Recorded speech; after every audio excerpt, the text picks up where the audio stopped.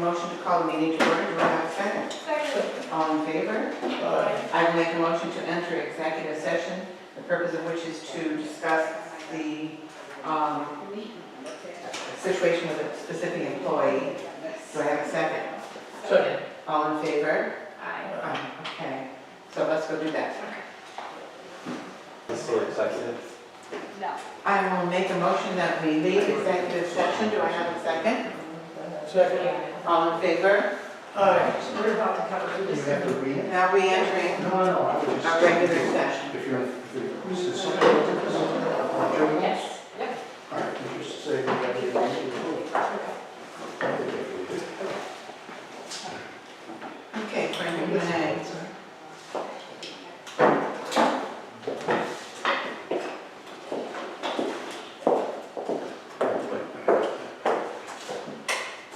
Oh, How's this? shit. How's this going? And behind the folders and the satellites. Getting old, we can't see. Older. There you go. Like that? Yep. You got it.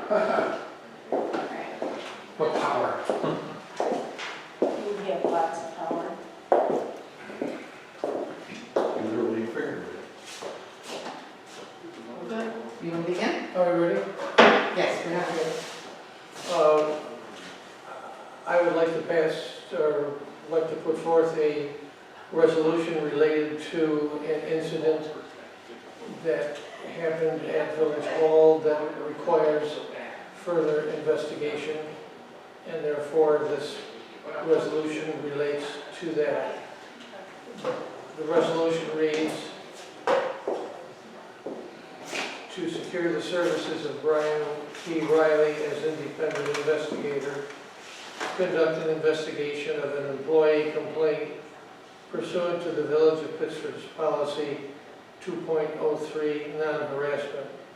Whereas an employee of the village has filed a written complaint of hostile work environment, and whereas the village policy provides that such complaints will be investigated, and whereas the village has determined that the investigation be conducted by an independent investigator who specializes in labor law, now therefore it is hereby resolved that in accordance with village policy, the attorney and labor relations specialist, Brian P. Riley of Monroe 2-Orleans Board of Cooperative Educational Services, BOCES, is appointed to conduct an investigation of the aforementioned written complaint, issue a report and recommendations based on the investigation, and that the village shall enter into an intermunicipal agreement with BOCES to secure his services to accomplish the same. The resolution is made. Second. All in favor? Let's do a roll call vote. Aye. Trustee Galusha? Aye. Trustee Lanfair? Aye. The motion passes. Was there a second part to that also? The intermunicipal cooperation agreement. Okay. Does that require a resolution, or does it just require the clerk to sign it? Renee, you asked. It looks like there's a resolution here. You don't need to Oh, no. read it. No, that is. That's included in, that's part of it. That's part of it. The only question that I have is, and I think maybe you should state in the record, and then it's up to you, what, under number 4, Okay. reimbursement and provision of services, you might want to call out that second paragraph, the cost per hour. Yeah, maybe we should just briefly mention the agreement. Would you like me to do it? Sure. Secondly, we would like to enter into an intermunicipal cooperative agreement related to the resolution that was just approved. The parties of this agreement are the Monroe 2-Orleans BOCES with its principal business address, Big Ridge Road, Spencerport, and the Village of Pittsford with its principal business address, North Main Street, Pittsford, New York. The recitals and covenants are standard. We would like to point out that the reimbursement and provision of services, the parties agree that the attorney shall be considered to be employed by BOCES for purposes of payroll administration, pension, service reporting, and all other benefits for its participation and utilization of services provided by the BOCES. The village agrees to reimburse the BOCES in the total of $100 per hour plus mileage for any and all indicated time. Such reimbursement shall be made by the village to the BOCES once the district receives an invoice that terms 30 days. Thus is the intermunicipal cooperation agreement. I'm looking for an approval. How do you vote? Yes, nay? I mean, I, geez. Aye. Yeah, we just, Okay. Okay. The resolution passes. Thank you, Frank. Thank you, Renee. Thank you all, and can I just ask for your John Hancock under the 1, 2, 3? Yes. And this will be part of the original document that I will forward out tomorrow. will you be black?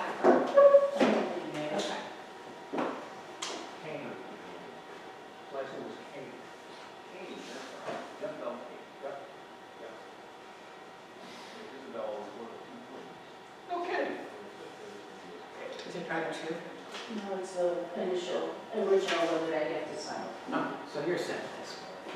Okay. This is keeping it together. Interesting.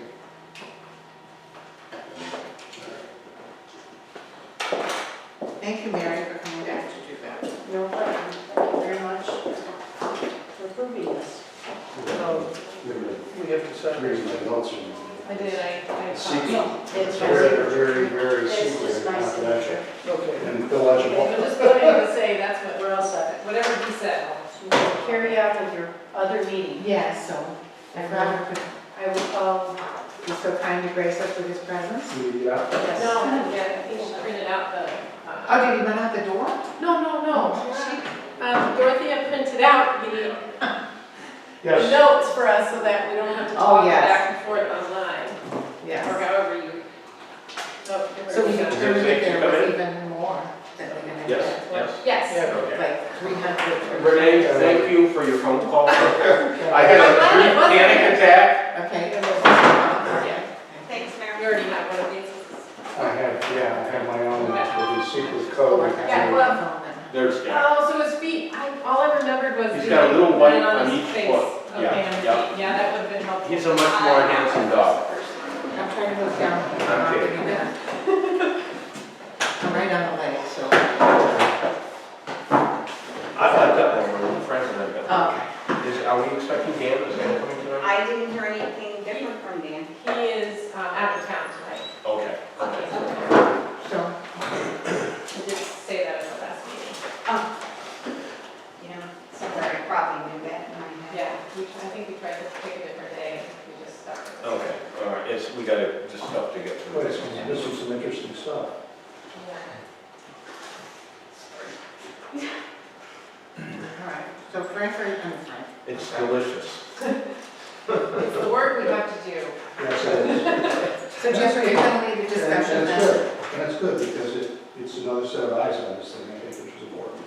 Justin, who put together this spreadsheet? This is so helpful. Oh, thank you. I don't know who did it. Justin did it. Well, take it. I did put it Just take it. together. Somebody who's even more of a geek than I think I am. Yeah, I think for me, because I had started pouring through the notes, and I was like, this is gonna take forever, and I'm getting confused, and then you sent it around, and I thought she did it. I thought about it, I almost said to you, unless there's a race involved, I didn't. Yeah. So, I took an initial pass through this. Oh, did we call a meeting? or- We did earlier before. Okay, Because we had to go into executive session, so that's why. okay. So, I took an initial pass through these items. And with the thought of trying to divvy up the responsibility and maybe get through it easier, a lot of volume.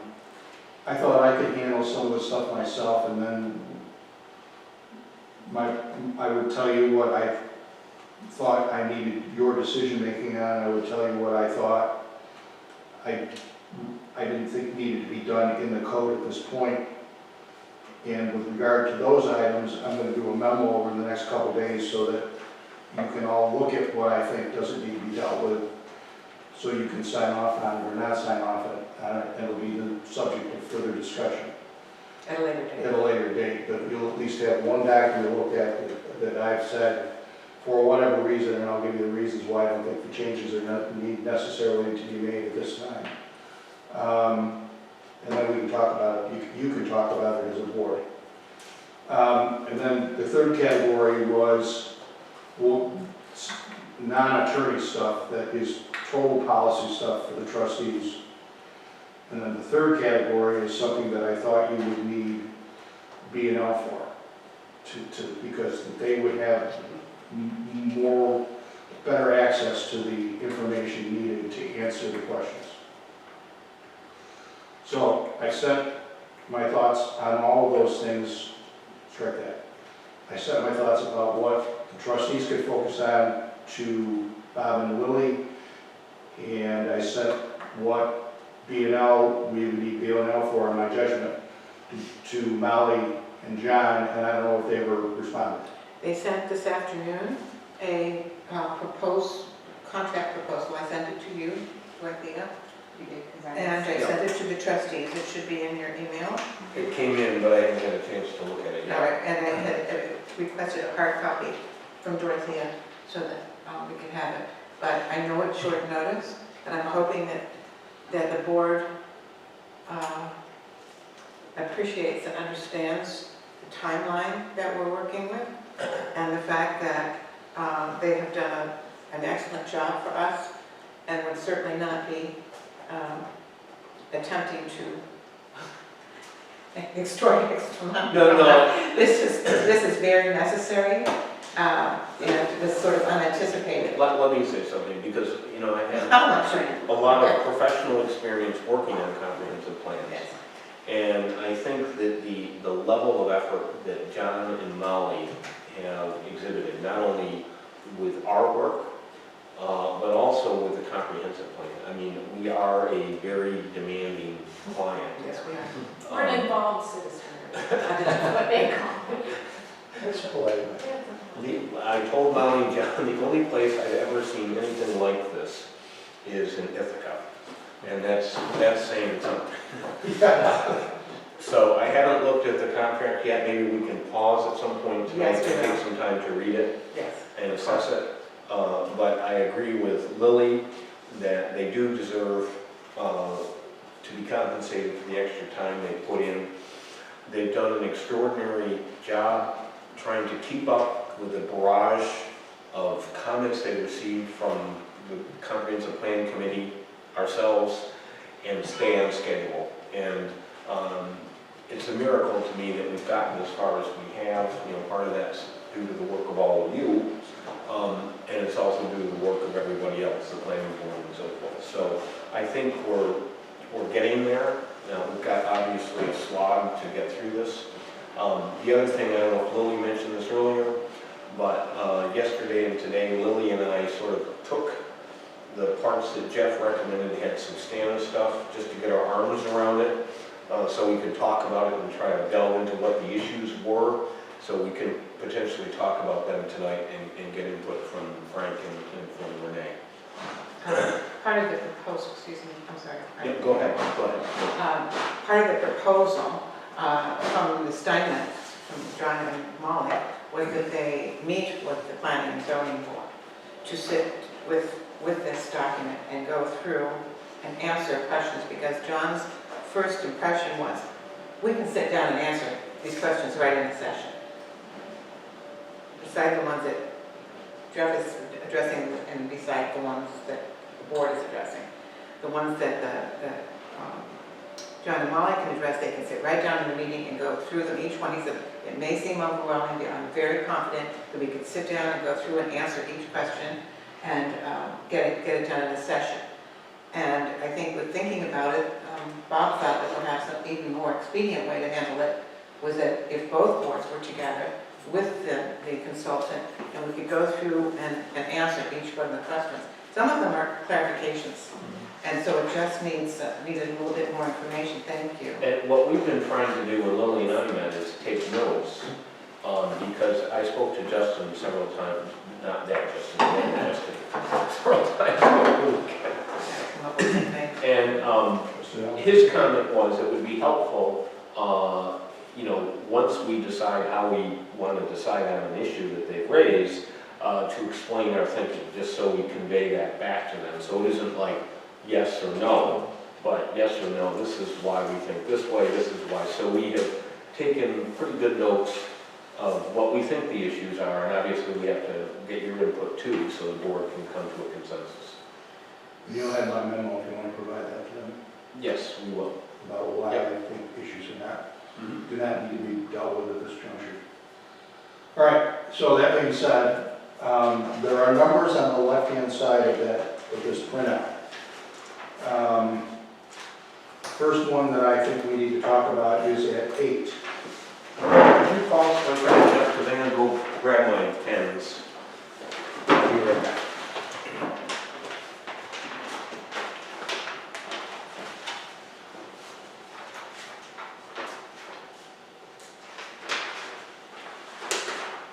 There's a similar, 3 is similar to it on the first page. Yeah, 3, the 3. Or 4, I'm sorry. Yeah, but it's going to be, that's covered in the HPD section. So we're going to, my response to the first, anything that deals with HPD is, we're going to change the heading of, there won't be any HPD section, it'll just be C, chapter 211. Okay.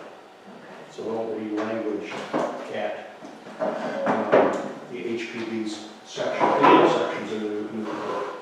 There'll always be C, chapter 211. So is that, But I'm going to put all this in a memo.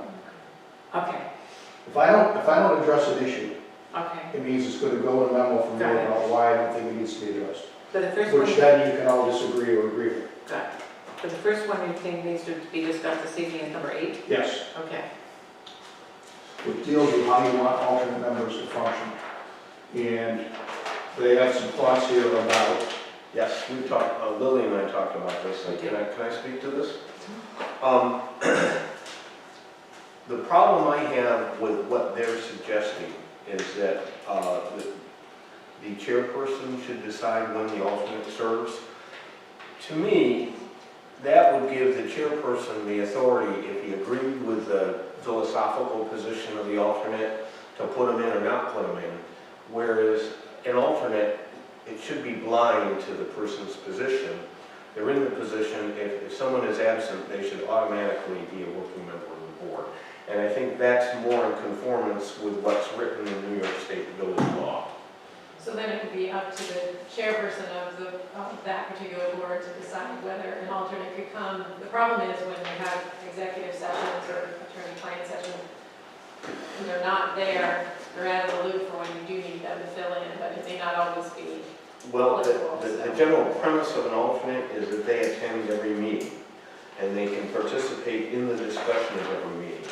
So the assumption is that they should be aware of ongoing issues, and that would keep them informed, so when the vote is needed, they could actually make it.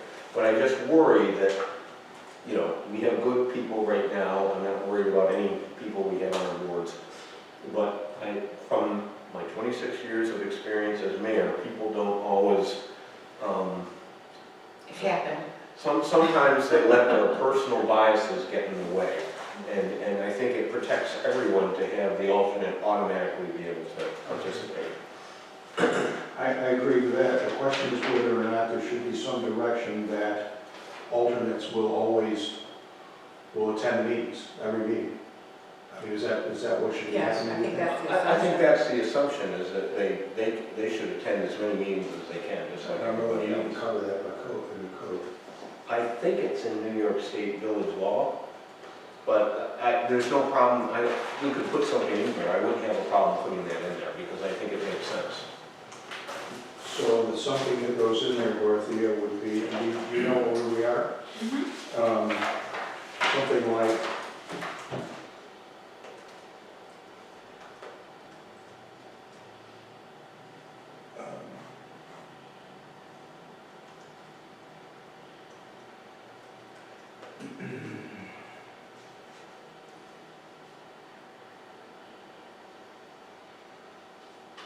I would say at the end of the first, or at the end of the second sentence in one, say, and shall attend all meetings of the board, of the planning board.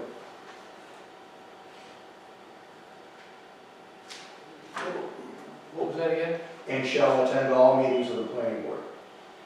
So that it defines who they are and then what they're going to do. Do we need to repeat that in the HPV code, or is it? The HPV is code is the way that code is. We could, but we then then you have to redraft. You don't have to do that right now. Okay, That's because you're not gonna mess around with the HPV code. okay. Okay, so the next is Number? 12. Who is unsafe structures? 12 is Bruce property, unsafe structures. Yeah, okay. Oh, I know, so this is my note. My suggestion is to replace 210.17.2 with C Village Code Chapter 80, because that's the unsafe structure code, portion of the code. Okay, which refers it to the building. Right, Okay. Chapter 80, did you say? I'm sorry? Which chapter? 80. 8. Thanks.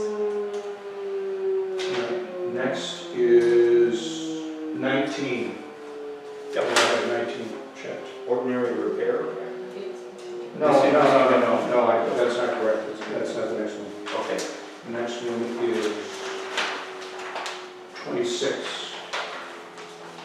So the village map right now has Stonegate, Gasket, East Jefferson Circle, and West Jefferson Circle. It's not on the present proposed zoning map.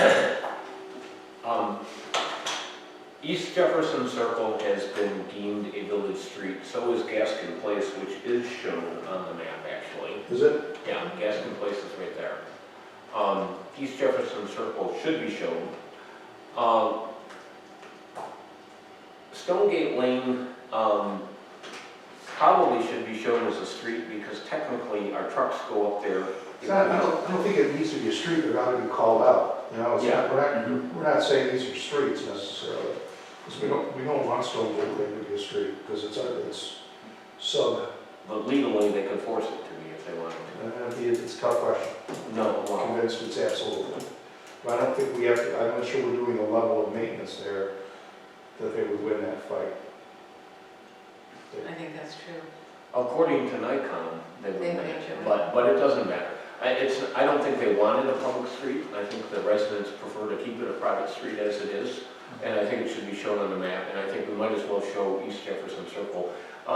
In the past, on the zoning maps, Stonegate and East Jefferson Circle, the private drives were shown as dotted, and maybe that's appropriate to distinguish them. Okay. Dotted to indicate private lane. I mean, in this one, they have private written right after. It used to be private, but that one we have accepted, it's been dedicated to the village, it is now a village street. East Jefferson Circle, we took that over by Yeah, prescription. So we make a vote at the end to accept all of these changes at the very end of the meeting, so that they can be sent out to John? Yeah, I think that's a great idea. Could we talk about the zoning map, because there's a couple of quick changes that I think would be pertinent? Wait, can we go back, to what did we decide we were doing with that? We're just dotting, we're having them on the map, but We're going to- indicated by a dot. They are not shown, and we're gonna make sure that they're shown. West Jefferson Circle and Stonegate will be shown as dotted to distinguish them as private drives. The other one that's not shown is, well, it is, Durham Way is actually shown on there. Why they include that and not the others, I don't know. But that should be dotted because that is private also.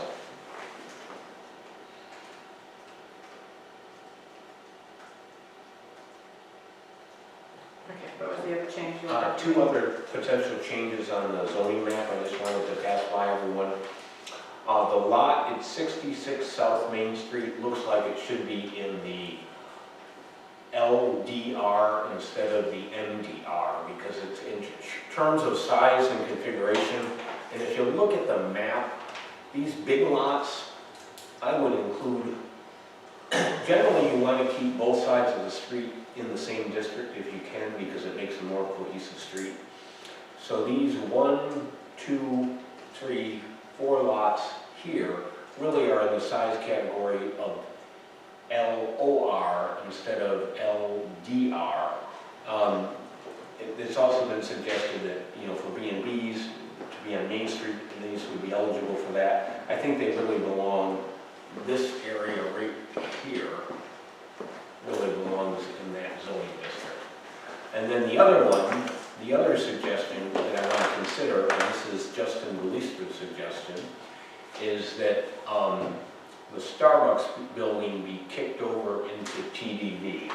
And the reason for that, and feel free to chime in here, Justin, the reason for that is no matter what use is in there, the 5 parking spaces in front are not adequate to serve the use. And it is somewhat similar to the rest of the South Main Street TDD district because there's inadequate parking and we need to be flexible because we want the building occupied. And we need to be flexible on the amount of available parking. Would that then affect the Phoenix building as TDD also? That's already TDD. Oh, it is? Yeah. I thought it was just on the other side. I keep doing Nope. this with those, with the new initials. I keep I'm confusing. practicing because it's hard to remember the new acronyms. But I think it makes sense. I think Justin's, and did you want to add anything to what I said, Justin? No, I mean, I think it makes sense, and I still thinking that parking lot in the front yard, I'm not very fond of that. And if we can get like a Main Street grant to get rid of that and help put some on-street parking in, that would be fantastic. But I don't know if that's ever gonna happen. Well, actually, I have some ideas about that. Long term, I think we could probably get a grant because that is municipal right of way. Most of the parking lot is actually municipal right of way. And if there actually was, Lisa Cole keeps promising she's going to do a fundraiser to reconstruct the Women's Temperance Fountain at the Four Corners.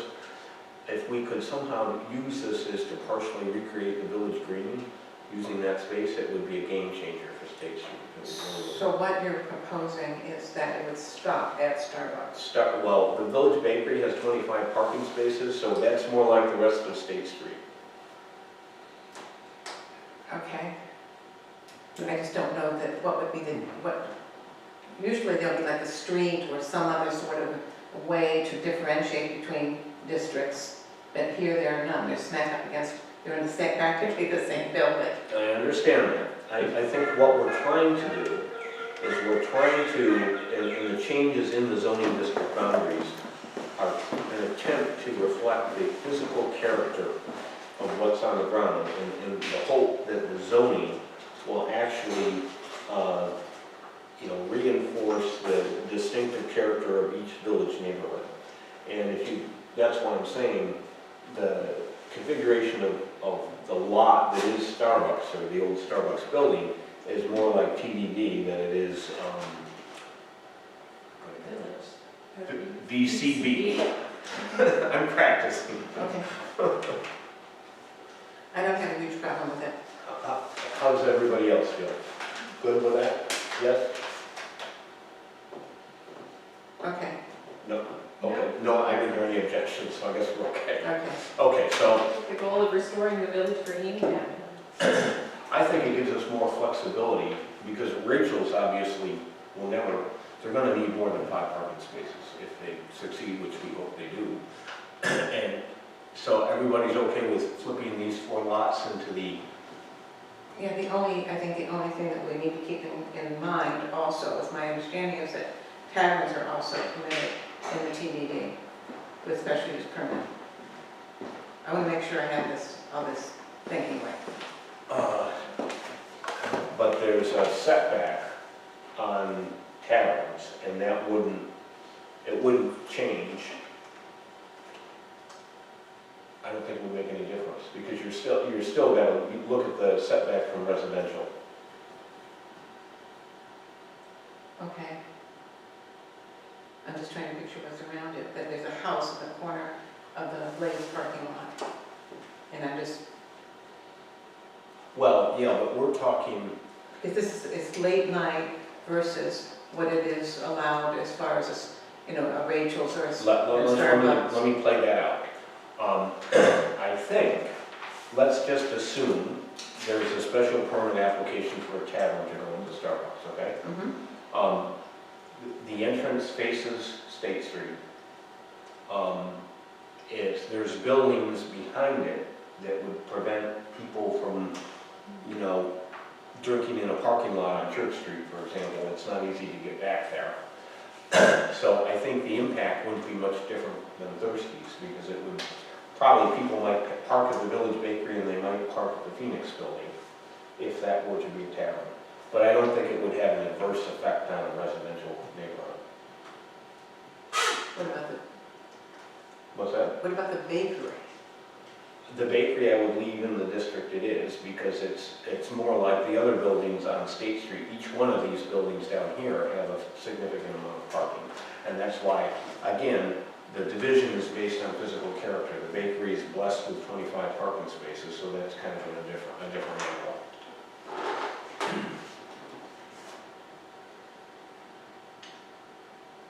Okay. I'm trying to stay true to the principle that precise zoning considers what's on the ground and the physical Yes. configuration of the property. And I think, I agree with Justin's point. We talked about this a few weeks ago, that Starbucks seems like it should be part of the TDD. Can I make a couple comments on that? Mm-hmm. I don't know what's going to go in there in the future, but again, if they were, I said, I'm not really excited about the parking, but there's no good alternatives right now. If they were to, that'd be a fantastic spot if they were having an outdoor seating area in front. They actually have enough area, you could put music, live music or something there, and that would totally engage with the street. There's really no other places down there to where you could really put live music and have it project away from the residential area. I guess Thirsties has something in the back, but it's not engaging, it's not on the street. Imagine if that was a patio out in front where you could eat in front of the restaurant. What a game changer that would be for the streetscape. The other thing here I would say, and I'm not a blue sky person, I like to be realistic, but the more I walk around, and I walk through the Four Corners several times every day, the more I realize how stupid it is to have right-hand turn lanes. There's very little volume that goes through them. They are acceleration lanes, and they are the primary reason you take your life in your hands when you cross at that intersection. And if we could recapture those for on-street parking, it would automatically change the character of the central intersection of our village. It would slow people down, and it would make us more like Rhinebeck, which has about the same flow on Route 9 going north and south, but they only have 2 lanes instead of 4 They like have we the do. same volume. Not east-west, but going north-south, they do it, it backs up much longer than it does here. Well, we already had, as part of the active transportation plan, we studied those 4, and I thought Well, the study determined Steve only 2 of them could. Steve Ferrani's strategy was, let's not piss off the DOT Okay, so we start and go with with 2. 2. But what I'm saying is, I'm not interested in the next 2 years. I'm thinking 10, 15 years out, and we want to reserve what, in the long term, what's the best solution for our village? And the best solution is to get rid of those damn turning lanes. We passed this other part so we can get back to Justin. Oh, sorry, yeah. Okay, thank you. Okay. Thank you. Can I just make I just have one question. I don't necessarily object to switching the zoning there, but in the current code, we're talking about switching it to what was B1A, right? Yes. And Right. B1A doesn't have parking requirements, but it says you shall not reduce the amount of parking in the currently adopted code 2731D. I don't know if has that requirement been flipped over? No. I don't think so. Right now, it has the same parking requirements as everything else. We're gonna get to that, we're gonna fix that. Justin. Yeah, that's kind of a good thing. Some of those other properties around there could make sense to stick in there too, like Trustees and Hungries and Brossmois and all those other places. Well, maybe those have a shared parking lot with Bank of America. And Brossmois is already in that district. We couldn't tell from the zoning map what was in what. The zoning map quality was lacking that. Yeah, it looks Well, like this. I can tell you from looking at this, that Fort Michaels and Brossmois are in the TDD. What about Trustees and Hungries? They are currently not in the TDD, and I don't think it's It's a bad idea to stick them in there. They have no parking, so. Right. So why wouldn't we put them in the TDD? It makes sense to lump all the places with no parking together. I I'm agree. gonna wanna discuss this at another time. Okay. The moving of, adding more to that. I mean, I understand about the B1A, and I'm there. The Yep. fact that they don't have parking, I get that. But we have since changed what is allowed in the TDD, since we've been discussing this. We've added taverns and restaurants. And that bears some discussion because it's been contentious right from the very beginning of allowing in that critical area, restaurants and bars, right at the foot. Well, we don't have to make a decision tonight, but I think, I mean, Thirsties is already a tavern, and Hungry's is a restaurant. You've already got it. Yes, when we talked about this, the vision that you proposed to this board when we agreed to it, the change, Yep. was that it went from Fort Michaels Mhm. to the bank. That was the section right there. Mhm. And that was the compromise that was reached. Right. Mhm. And you didn't feel that you wanted an overlay because it was too confusing on that. Well, I think the view of the entire board was that it was too confusing and that the special permit was a better route to go. So, since we expanded the uses in the TDD, formerly B1A, to include restaurants and taverns, that's sort of now to include also embracing, I mean, I understand that they were Well, formerly B1A. Embrassing is already in the TDD, that's always been in That's there. what I'm saying, Yeah. but with the expanded uses that we have talked about and accepted as a board, what we accepted was when you proposed from Fort Michaels to the bank. Mhm. We accepted that area. We said, talked about proximity and so on and so Yeah. forth, and we were like, got it, we're good. But now to add these others, that's gonna merit more discussion. I can't really speak to it right now. All right, well, we can get back on, we can come back to this, Okay, and then, but, okay. because it's sort of pivotal in my mind, and I don't wanna just sort of like, now we're gonna change this and change that. Well, Had all I these think you're discussions. right, we want to make sure that we understand the implications Yes. of what the change means. I think that as long as we have the setback requirements for restaurants and taverns in the code, that should govern and that should provide the protection so we're not creating a nuisance and destroying a neighborhood. And as long as we've got that in there, and, because when we tested this out before, we kind of tested those setbacks, and that seemed to work. But let's think it through, and I don't want to make a mistake. We don't think this, because right now, I'm looking at that section for TDD, and it says restaurant or tavern requires a special permit. So you don't think that's enough? If we expand Yes. it, you don't feel like that's enough No. of a... I think she's saying she doesn't, I think I heard you guys discuss this before, that Brossmois is getting a little closer to residential and you may not want that to be a restaurant or something like that. I think that's what I recall. from the past. Restaurant's actually in there, so, Is that correct, Lily, what your concern was? I'm sorry. What I think I heard is the concern is of turning the Brossmois from retail back into a restaurant or bar or something like that. That was a concern. That might not be an ideal location because that's much closer to residential properties. Now, I've done all four corners are in the TDD and have the possibility, so that's the concern. I have some other thoughts on this, because there's some other technical things that we need to think about, and it's related to the parking requirements. So why don't we move through the list and then we can come back to this, and it'll probably help us think of other issues that they need. Yeah. Okay, all right. 36. 36.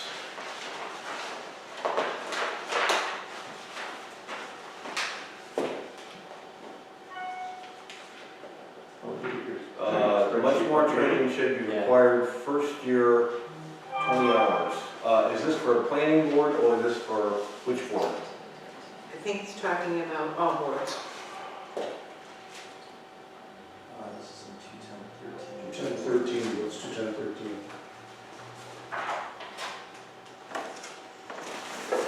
Those board trustees. That's right. Okay, yes, we talked about that one. And that was, no, there is no way to penalize a trustee for not going to training. So that was the answer to that. You can have to go paycheck until they get caught up. Is that a problem? Have people not done their required training? They're not required as a trustee, they're training. Oh, not like, No, that was suggested 4 hours or something. Trustees are required to have training. I think, not in this code. Yeah. Yes, Okay. they are required. According to this new code, let's take it back to the beginning. Okay. There was a proposal made by trustee Keating that it be added to the current code. At the time that it was made, the proposal was made, and it appears in our new draft code, that trustees would be required to have certain amount of training. Well, we left it alone. I questioned it at the time because there's no recourse if you don't take the training. There's no way to enforce what you've got in the code for trustees. I've discussed it with Nikon, and according to Wade, you can't, there's no way you can, an elected official, you cannot mandate training. But you have, so it's gotta come out. So it has to come out. Probably should, I think it's a good idea to have training, don't get me wrong, I Yeah. think we should all get training. And we No, we can't offer it, codify it. and we support it, yes, just. The comments I've heard, if you're doing discretionary reviews, like special use permits, that's not a legislative act, that's an act of a reviewing board, and you're subject to the same standards as reviewing boards if you do that stuff. I don't know what the case law is on that, I'm sure there's a mixed bag, but if you're, Insofar as training? So if you're acting in No, whether, are we talking about the focus of training when you're acting like that? Yeah. I bet there's no case law on it. My suspicion, Justin, is, from what I've learned from Nikon, is that the power of the planning board is something that the village board holds until they delegate it to a planning board. And they can take it back, or they can give it out. In Honey Falls, unbelievably to me, they just took it back and they dissolved the planning board. they give it to the ZBA. What's that? They give it to the ZBA. No, they gave some of it to the ZBA, they also took some of it back for the village board. I don't think that's a good idea, we would never do that. And ZBAs, you're mandated, everybody's mandated to have a ZBA, but you don't have to have a planning board. And I don't think it matters what capacity you're working in, you still can't mandate training. I think training is a good idea. Generally, in recent years, everybody's gotten training. Renee and Dan have gotten training. I get training every year. The staff gets training. I think Frank has taken a training, so has Lily. Yeah. I think we all take advantage of that. I think it's a good idea to have training, but I don't think it should be a mandate because we can't enforce it. I think it should be just a policy. So You you vote it out. take, so you take out Yes. 210, so 210.13.4 is coming out. Correct. I think so, yeah. And you can't vote I could be wrong, but I think it appears throughout the code book, throughout the manuals. Training it's everywhere. It's noted in many places. Well, as a CLG, the HPB is required to have annual training, and it's in our code that the PZBA and ZBA have to have annual training. So I think it should be a policy that all the trustees get training, but I don't think we can enforce it as a law. So can we leave something in so that that's not required, the language is different, so that we're still encouraging training? let's It'll be defer in to our Jeff. policy, but not in our code. Okay, so it's a policy, but we don't need to have it in the code, okay. I mean, you can't enforce it, Mike. You can't have, there's no reason to have it. Next, 46, there was a question about the definition of alteration. For the sake of consistency, I would suggest using the alteration definition from the HPD code. Agreed? Okay, that's easy. Next, 52, can I comment on that? I'm going to point something out to you, Justin, Yeah. politely. This is a very extensive list, and we thank you very much for it. We'd really like to get through it, and we're paying our attorney to help us this evening. We are going to be looking at a contract where John Steinmetz and Molly are going to come to a meeting of the Planning and Zoning Board, and also the trustees will probably have a joint meeting, and we will be able to have this back and forth conversation in a productive way. We're just kind of trying to follow our way through as much of this as we can with Jeff this evening. So we'd like to have these conversations, but I think it's going to be better suited to a venue when all of us are together, both boards. Is this the feeling of the entire board, that you don't want any comments? I can only stay about 10 more minutes, so I just wanted to say, if you had any questions for me, or thoughts about where the seeker process could go, and I also did want some time to address the board about the LWRP review, as we need to schedule a public hearing for that, and I would like to defer that until we can get code updates done. Do you want to talk about process, Jeff, here, how this would work? How, what will work? Well, the LWRP review, do you know when they need to do it? No, it's all on that schedule, and that schedule's pretty tight in terms of when it has to happen. That's all I know. What we told today, September 12th is the public hearing, September 10th 10th. is. For the trustee public hearing? Yes. I'm going to be getting those legals out tomorrow. So we need to schedule a public hearing for LWRP review if we're going to go forward with it. I have no interest in reviewing that or voting on that if there's major changes to code coming along. And what our code says is it's 60 days from when an application is complete. If it's still being modified, it seems to make sense to me to not be complete. But due to the situation and the structure of the code, if we're going to have that time extension, I would like a formal letter from the Board of Trustees that they consent to a time extension of 60 days from when the next revision of the code gets published. Okay. What I think needs to happen here, Justin, is because we've got multiple players here that we've got to coordinate, because Molly and John have a schedule. We've identified dates for meetings that they have clear on their calendar. And so if we shift things, we're going to have at least a phone conversation when everybody's on the phone at once to figure out how the schedule can be modified to accommodate that.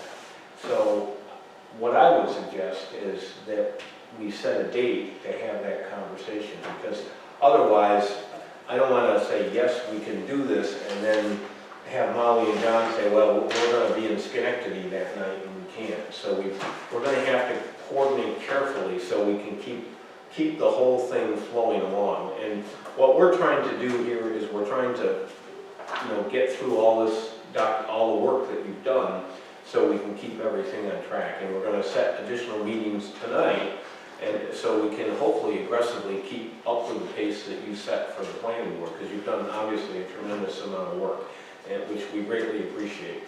But what I ask is everybody to take a breath, and if we can all just try to figure this out together, because we know, we understand your concerns.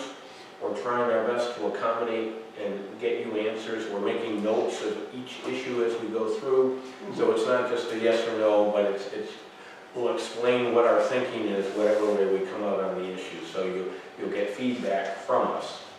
And that being said, I don't have the detail of the schedule in front of me, so I can't comment. I can say, are you saying that you do not, because you're not considering a complete application, that you're not going to be getting the LWRP clock ticking yet? Well, Is that what you're we can only vote on what's before us, which is what was submitted in July. And we've identified a large number of concerns. I would like to not be put in a position of being forced to vote on something that we've already identified a large number of concerns. There's been an agreement, I think, with you that there's a large number of concerns, and there's going to be an effort to fix many of them, maybe not all of them, but many of them. Right. So it makes no sense to start this approval process and force us to vote on something which could go away you don't like. And I don't want to be in that position. I want to be cooperating with you and trying to move forward and try to get the best code put out there. I got to tell Linda tomorrow, if we're having a special meetings, we got to get that published before this 60-day deadline from the July 16th. So I'm, we're trying to go through and review all this stuff, but we got to switch gears pretty soon here and figure out how we're going to address it. We've had no discussion whatsoever about LWRP. So far, we're just Well, looking at. I think with either John and Molly on the phone, we've got to play out a scenario that how we could accommodate the schedule that you want to give you what you feel is adequate time for. I'd like to know the legal answer to that as far as the 60-day timeline, that when it was sent to the PCBA, I thought that the clock was ticking from the time that they received the documents that the trustees had sent to them for review. I think it would depend on, the answer to that would depend upon the level of changes that are made. Whether or not they are in fact substantive or not substantive, That need to be made or that are being suggested to be made. that are made, Okay. that end up being made to this proposal. If they are wholesale substantive changes rather than corrections, then maybe the clock didn't start. But if they are not substantive Okay. wholesale changes, then we think the Because we clock. realized when we first worked on the timeline, that it was so tight that we realized that that date that we were setting in September was the, sort of the drop dead date with a little extension for a week, maybe, if 2 we weeks. had I think we have 2 weeks in there. But what we don't want is we don't want the process to go off the rails. No. So we've got to figure it out. And we, like you said, we need to do it very quickly so it works for everybody. So how do we do that, Jeff? Well, we need to talk to John and Molly.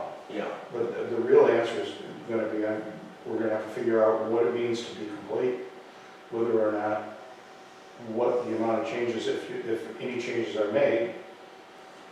Well, why don't we try to call up John or Molly and see if we can at least identify a date when, since you're still here, Justin. Yeah, they're at a public hearing tonight. Oh, they are. So we can mutually agree on a time extension, but I can only do what's in front of me. I can't say, I can say, we think the application is incomplete.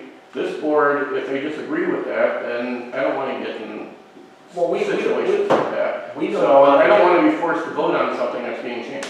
We don't want to get in an adversarial relationship in any way. We're trying to all work as a team here to move this thing forward.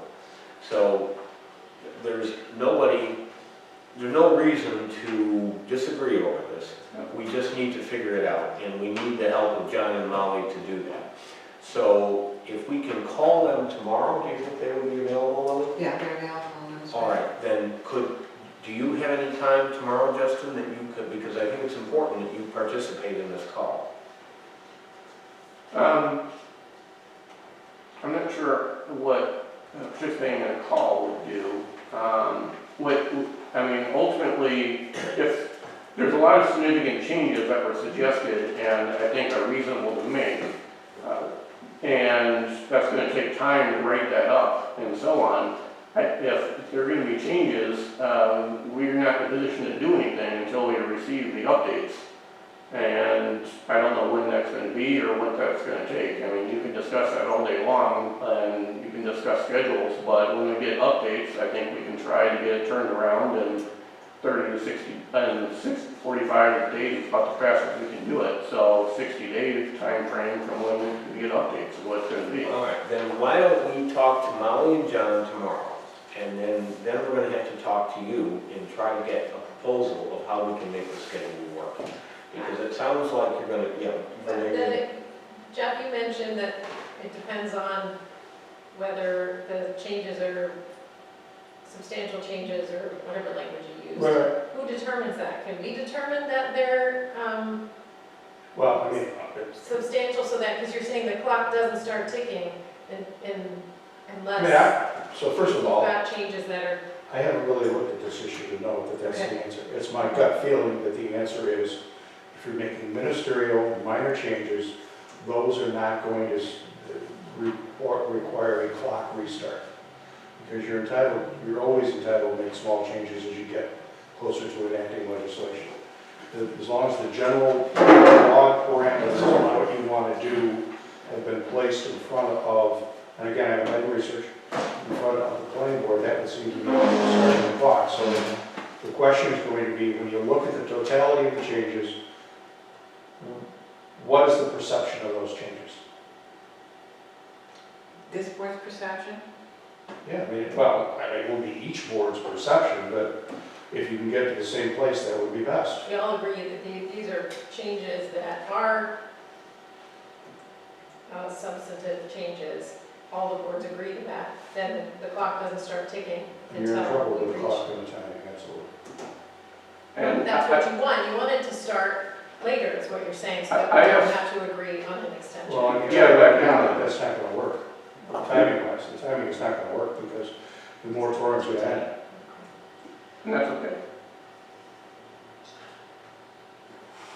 No, that's not a debate. Or you can extend it. October 10th. That's it. That's the drop dead date.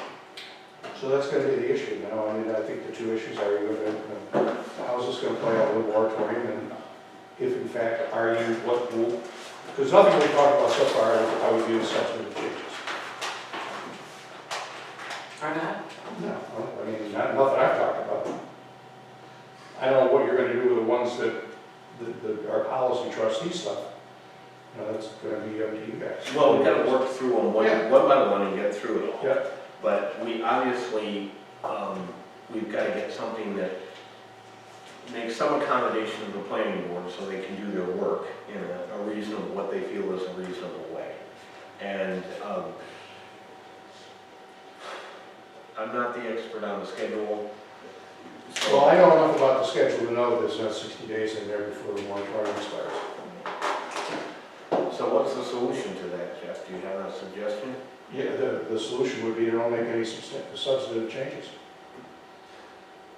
Or extend the moratorium, Or or extend the modify the moratorium.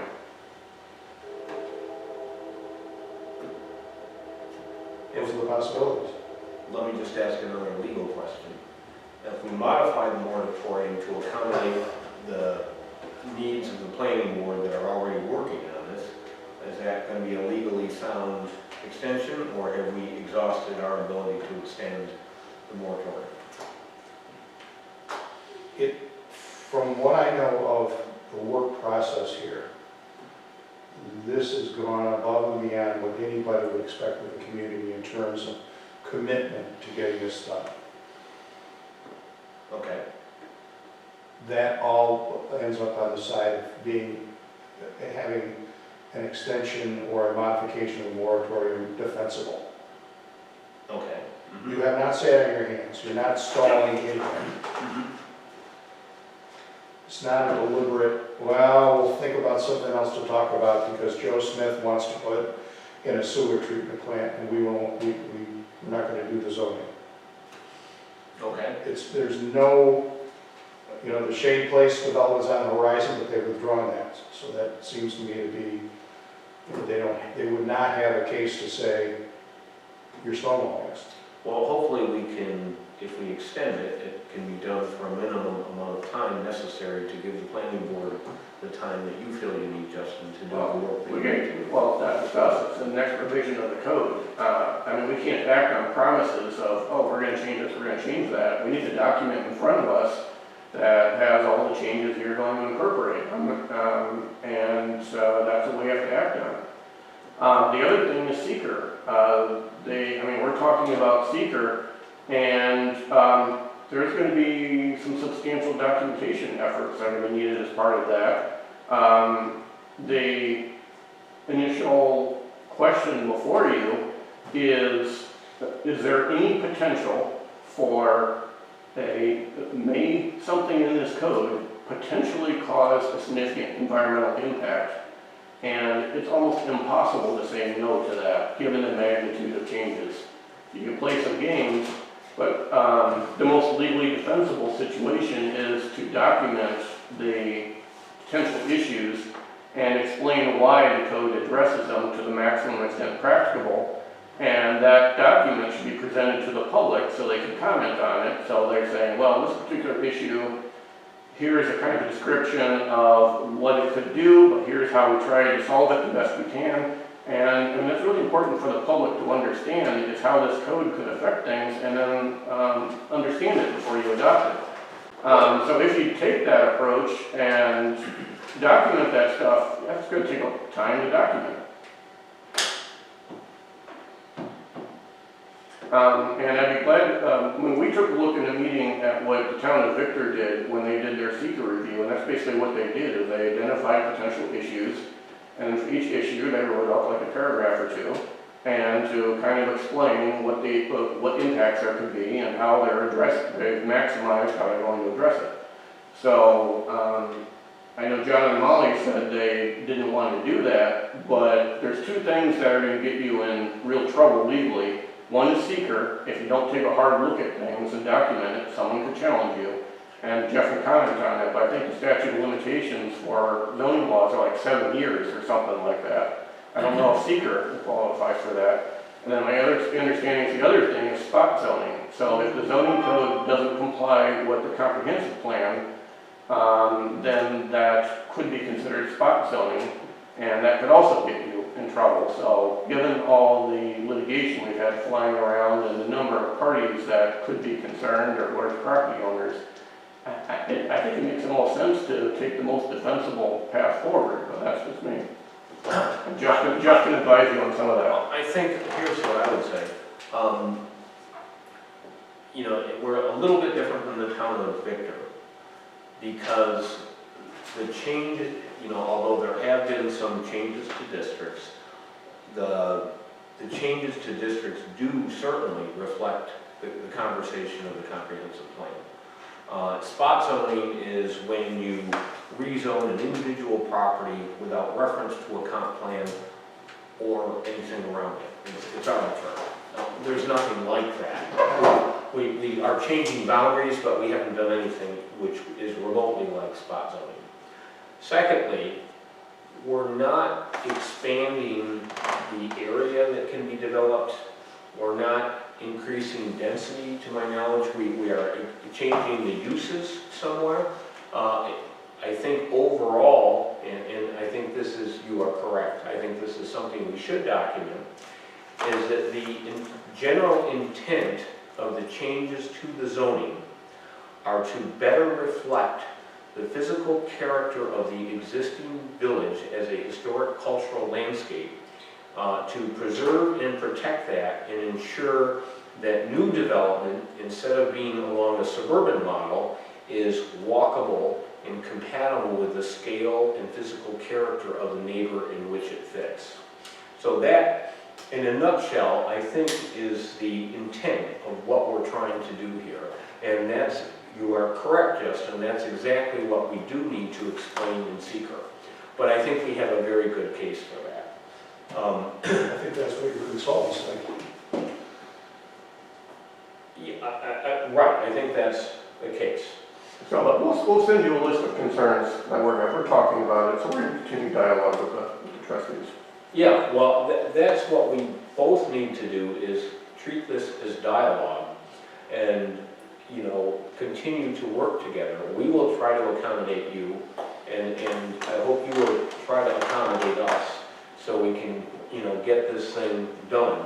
I think when we're finally done, all the work that we have done, it really is an outstanding, it's going to be an outstanding document. And certainly all of this is, it's not the most fun thing to go through, but the work that you've done here is amazing, and we're going to have a much better document because of it. So I'm sure your meetings have been long and grueling as well, And we're gonna schedule more meetings tonight because we know you have more work to do.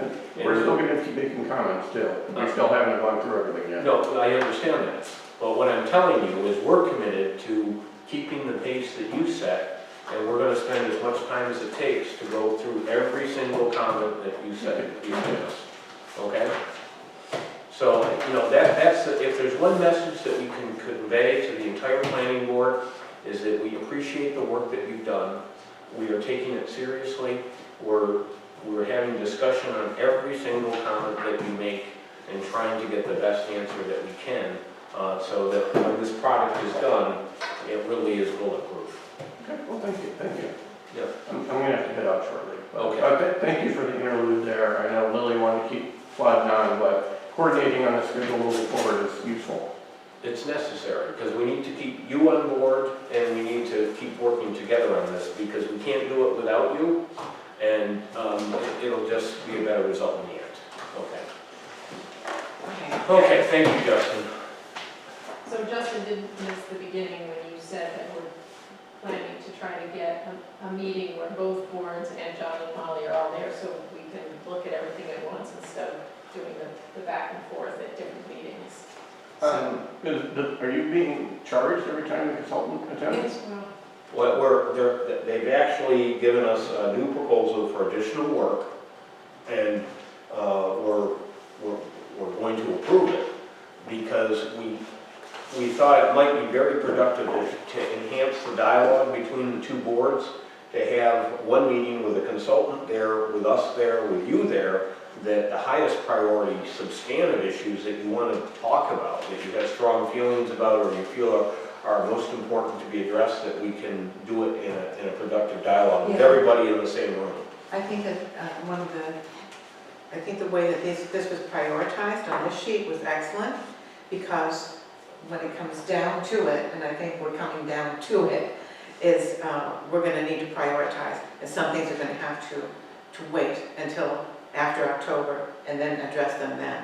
But we need to identify the things that really matter in order to deal with seeker and LWRP, so that we can meet our timeline. The rest is still there. Nothing is preventing us from dealing with it in October, November, December, January, and so forth. But what we do need to do is deal with what we need in order to fulfill timeline for LWRP and seeker, because that's critical for the village, in the best interest of the village. And that's why we're here, and that's why we're so focused. So it would really help when your board is reviewing to indicate what are the priority, what possible substantive changes that we need to address right away, so that we can stay on target. And the rest we can talk about later, because it's just not as critical. Is that fair? I think picking and choosing what we want, a lot of these things are no-brainers that are just, you can fix with language, just get it done. So, and then there's policy suggestions, you may agree with some, you may not agree with some, but there's a lot of loopholes in this code, and what reason why I raised my hand on some of this language, there's a lot of language, and the two big things, one was a word you mentioned previously, which was the definition for alteration, because the technical definition and the usage are different. There's a lot of sloppiness in this code. The other big word is structure that's misused all over the place. We agree with you on structure. A building, I want to talk to you about this one, because a building is a structure that's occupiable by human beings, where they work, where they live, where they eat ice cream. That's a building. A structure is a shed, it could be a windmill, it could be all sorts of other things, but typically in the New York State Building Code, when I talked to Steve Lath about this, a structure is like a barn, somewhere cows live, but not humans, a greenhouse. That's a structure, Commissioner. And you're absolutely right, they freely interchange the words, and that has to be fixed. So when you see something like no structures can be within 15 feet of a house, that means you can't have a fence or an air conditioner within 15 feet of a dwelling. So, I mean, that's just an example of imprecise code, but it's going to take some work to get all this. But that type of thing is extremely important to get fixed, because we can't interpret it and we can't use it, the code, if a lot of that stuff is wrong. I would argue though, Justin, that air conditioner is a mechanical unit. It's not a structure, it's a prefabricated mechanical unit that's moved to a site. Well, your code says it's a structure, but Well, you can debate that. we're gonna get there, we're gonna. All right, I'm sorry. We're going through everything, so everything that you brought up, most of the small stuff is all yes, yes, yes, yes. So, and we're looking at everything that you brought up. We're trying to sort of delegate the work so we can get it all done and we can answer it all and keep moving All along. right, So, I'll stop. all right. Thank you, I've taken too much of your time, but I appreciate the dialogue. No, and we appreciate you coming here and all the work that your board has done. Before we resume, could I just make a break and could we look at the schedule to try to schedule some other meetings and we'll have to email Dan to get input from Dan as well. Could everybody open their calendar?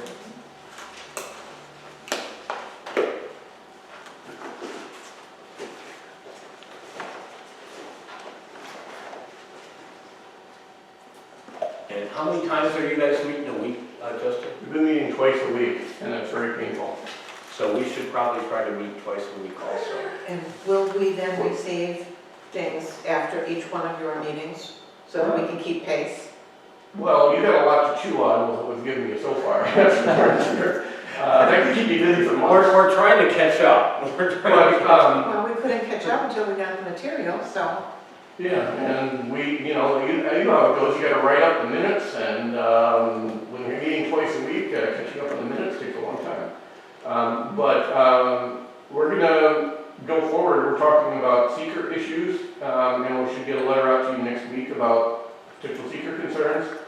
And then if this LWRP review is postponed, then we'll switch gears to reviewing the rest of the code, like site plan code. I'm sure we're going to ask for changes on that. We haven't looked at it yet.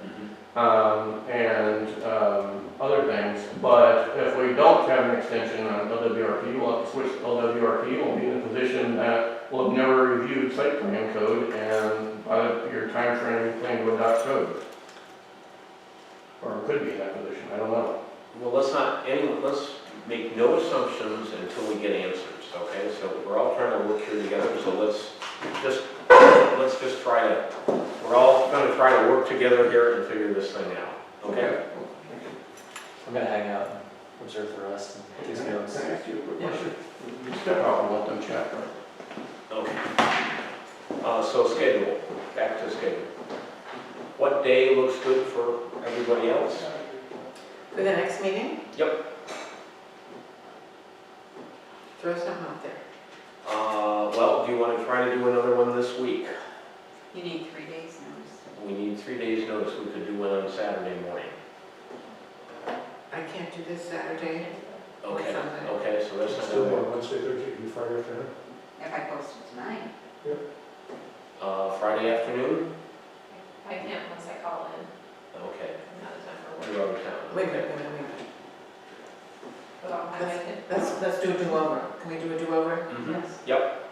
I think it's going to be very difficult to come up with a date that all 5 of us are going to be, and I still think we have to keep moving forward. I agree. So even though I'm not available or, what else, we got to keep, so if you want to As meet long as Saturday 3 of morning. us are available. As long as 3 of us are available. Right. Right. Yep. So, How even many though I of these can't do meetings do you Saturday want me morning. to attend? Huh? How many meetings do you want me to attend? Well, I think you have another one when you're gonna, with your memo, that you probably want to be with us, right? Yep, so probably the next one, would Friday afternoon, would you be ready for that? No. I was thinking it would be Tuesday. Okay, well, Tuesday it is. We can do our work. We can continue with our, we've got plenty to keep us busy. The next- So the consensus, we have 2 dates under Friday or Saturday. Do you want to do, or do you want to try to move it to next week? What's the thinking of the rest of you? I'm fine with either day. I can be here. Renee, you're gone Friday. both days? Yes, I am for work. Friday's better for me than Saturday morning if you want me here on the next meeting. Frank, would you have a preference? Okay, for Friday. Friday afternoon, Lily, does that work for you? Friday afternoon, Yes. later in the afternoon? Do, or- do we have any, is Dan going to be in Let town, me do see you know? if I can text him. I think he was gonna send some dates, but I don't see them. since he knew we'd be doing this. Hmm? Maybe he could send them to Dorothea? Bates? Dates, yeah. What? I have concerns, Yep, go ahead. because I hate to throw a loophole Sorry. out there, a problem out there. I need to send in the legal notices, worst case scenario, Thursday morning, They're gonna send them in. for the public hearing on the 10th. If I don't send those in, and I've already notified all the agencies, they've Oh. received all these documents. No. You're going to send them in, and if we need to open the public hearing And leave it open? and leave it open, then that's what we'll do. My concern goes back to the substance changes with what was sent out to all the departments. Are there any changes that would be considered substantive? I don't know what you're going to do with the policy things that I've left open for you to think about. What would this be considered substantive? I mean, I don't know, that's the question, I don't know what you're going to do once I see what you do with them. what is the difference? Well, okay, so If we rezoned Stonegate Lane as an industrial district, that would be substantive. I don't think moving a lot line or a zone line, two buildings is substantive. Okay? I don't, if you move it, if you include the Starbucks building in whatever you're gonna include it, if you include Trustees and the Hungaries Yeah. in the same district, I don't think that's substantive. If you massively overhaul the whatever is multi-resident to extremely change the densities, then I think you're talking about substantive stuff. So there's stuff in there that I said and I haven't looked at because I didn't think about it, because I knew I was going to leave it to this board to think about. But, you know, everything that Lily and I have delved into so far. Now, for example, one comment was that in our districts, 35 feet is too high for houses. Right. So I took Lily and we walked over to the bed and breakfast, and I calculated how tall it was to the peak of that roof, which is well above 35 feet. So we agreed that 35 feet is acceptable because it reflects buildings that are already in the district. So if you change it to 30, would that be substantive? No. No, but everything that we've looked at so far, I mean, yes, we all think these things are important, and I know Justin thinks they're important, and the planning board, I'm sure, thinks they're important. But in terms of normal planning decisions, we haven't done anything substantive.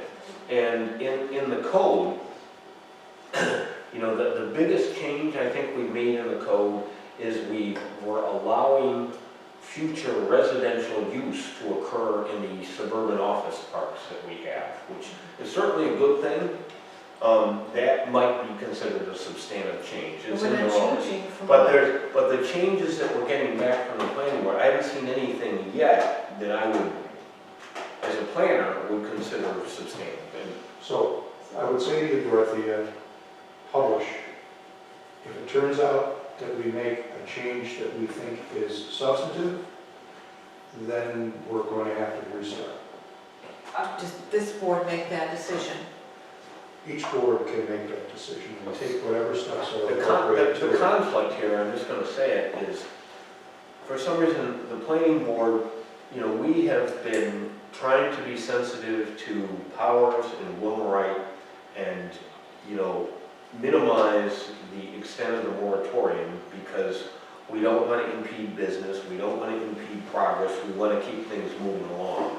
And for some reason, it doesn't seem like the planning board either understands or feels that that's, am I correct, Justin, or what would, it doesn't seem like they understand why we're trying to stick to a fairly disciplined schedule. No, And I don't know how to convey that without offending anybody.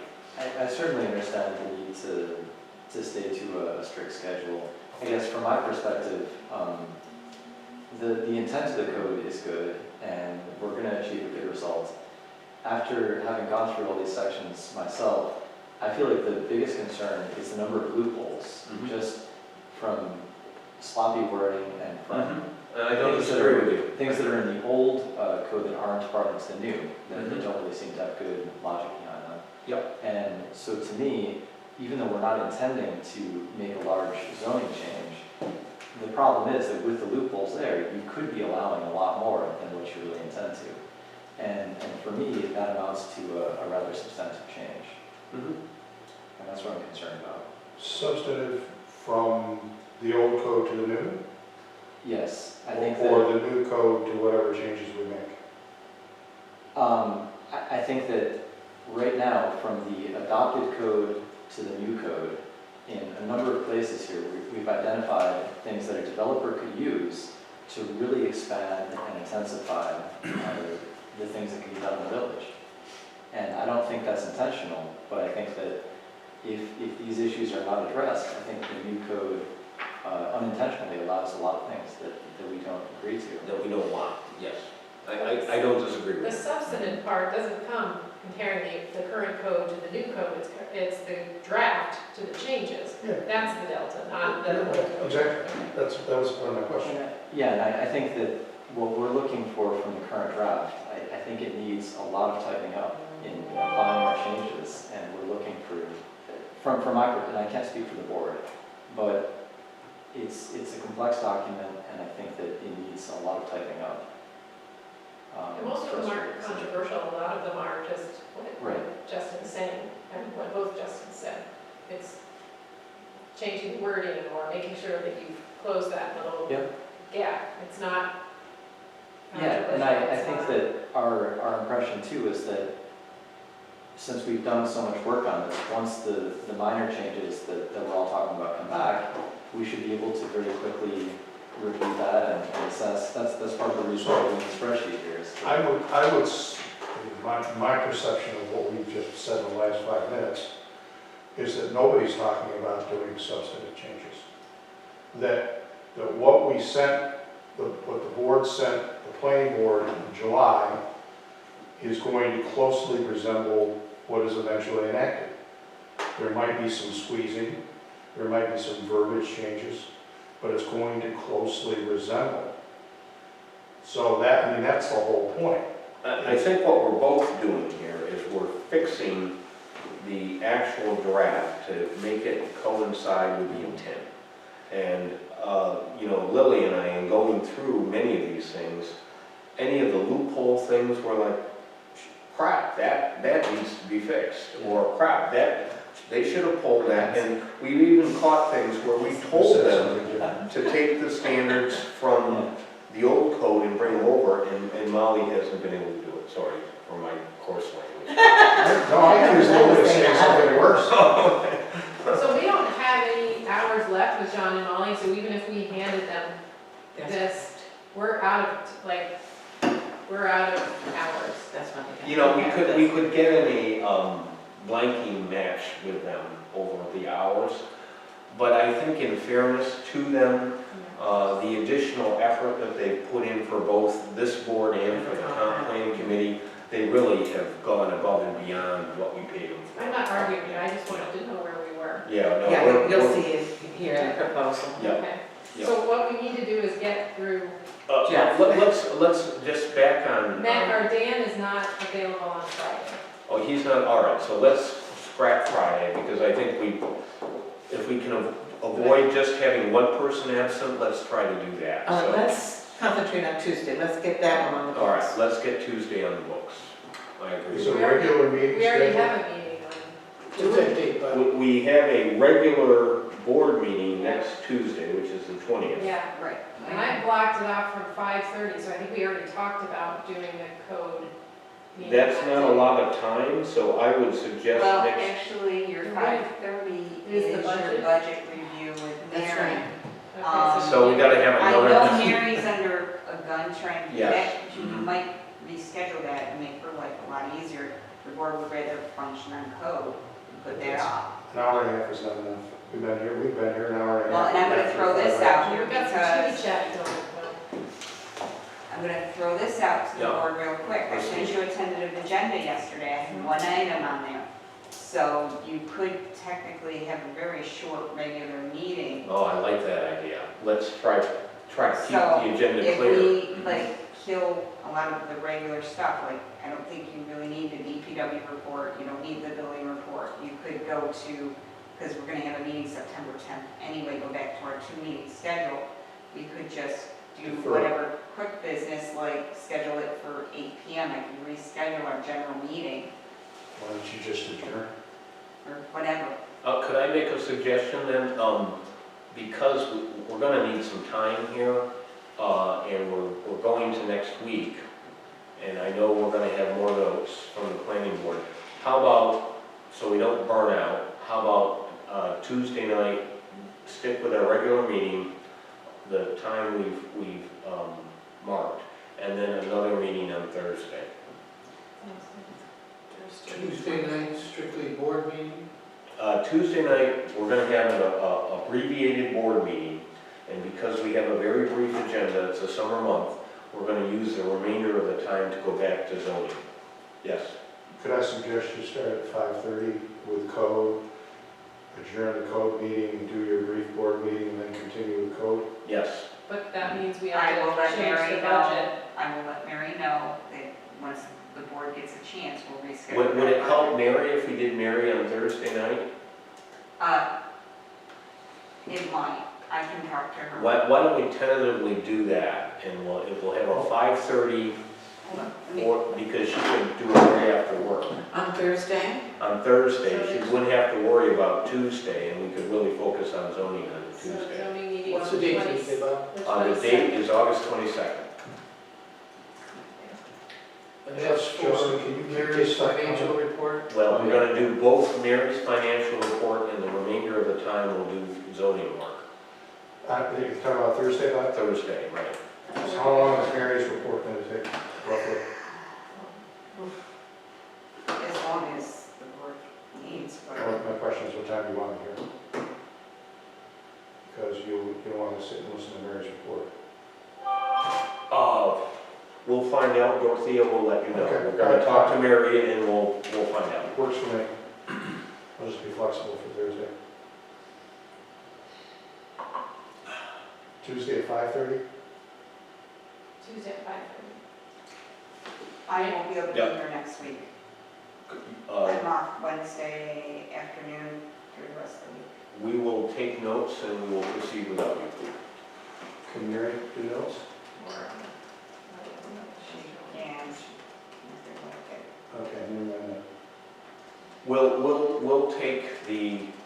I'll take care of them. the main thing will be zoning and we will take notes. Okay, good. I just sent Mary a text. Okay, so we have Thursday, 8/22. We're looking tentative financial budget, and then. And then zoning. Anything outside of that? Nope, 8/27 is a Tuesday. Are you, we should reserve it as a meeting. What? And I would say, 27? we should also reserve the 29th. And if we need to change these later, we can. At 5:30. Okay. So, So we got another one scheduled for the 29th. Hold on one second. so 29th, yes, that's correct, at 5:30. So 20, 22, 27, and 29. Sending it to Dan right now. He's got, Great, thank you, Renee. we've got the 22nd, he's available. And told him to hold the 27th and 29th as well. Great. So, Now, hear from Mary and I'll work that around. If Mary can't do the 22nd, it might be okay to move her to the 27th or the 29th? Yes. Okay. Yep. All right, I will let her know she has that option. That will help her immensely. so closing the loop on the scheduling issue. I'm hosting the legal nurses. Well, not only that, I'm firmly believe that John and Molly are gonna say, unless you're gonna extend the moratorium, we have a very tight schedule that will not allow for a 60-day adjournment. That's what we're gonna get from that. And if these are the changes we're talking about, and I'm giving you legal advice for someone else present, but my advice is going to be that the 60-day clock started in July, for what you see. So I just want you to hear that, Justin, because I think it's important so that everybody knows, and whether or not you want to extend time for the planning board to continue to work, extend the moratorium is going to be your decision. Well, how does the board feel? My concern is that what I'm trying to do here is keep everybody on the same page. I agree very much with what you just said, and if we get it wrong, I don't like the idea of extending the moratorium. On the other hand, I want to have a sound document that doesn't create loopholes, because that'll be a liability. And so if we need the more time to get this wrapped up and tight, and you said earlier that we have demonstrated that we're going to the mat to try to do the labor to get this thing done. And I think our standards are pretty high here, but they need to be, because we've got something precious that we're stewards of. I'm okay with, adding a few weeks if that will make everything work. What I don't know is John and Molly's schedule and how we can efficiently use them, because I don't want to screw everything up and then pay through the nose for it either. I want to keep everything on track. My view is that if we use a tighter lens, a closer lens, and actually pinpoint the things that we think are critical that might, like the PUD, we talked about that, and removing residential from the PUD Right. piece, all of those things, to identify the critical pieces and deal with those, we can and stay on track. We can do that. I am convinced that we can do that. All of the rest of this, it's so critical. We can continue our work. We can meet our goal and also end up with an excellent product at the end by giving ourselves a little time, removing the pressure, and just dealing with it. But I think the critical part is to identify those areas that you feel would leave us open to expansion of uses that we were not anticipating. And I think we can do that. Mm-hmm. Well, I think the sooner you can get that meeting with John and Molly and the joint boards together. That's going to be, John scheduled. felt confident. John's confidence level was very high when he said, we can get this done. We'll sit down with the PCBA, and there's so much that they have in this document that we can go through and explain that we can. The one thing I've heard tonight that scares the snot out of me is loopholes. Is what? Loopholes. Yeah, we're all in agreement on that. So, we need to plug them. Okay. Okay. To that end, let's report.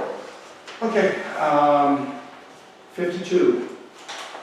52. Number 52 refers to 21032.1D, dealing with licensed professional review. I'll give you a second to read, then I'll tell you what my suggestion is.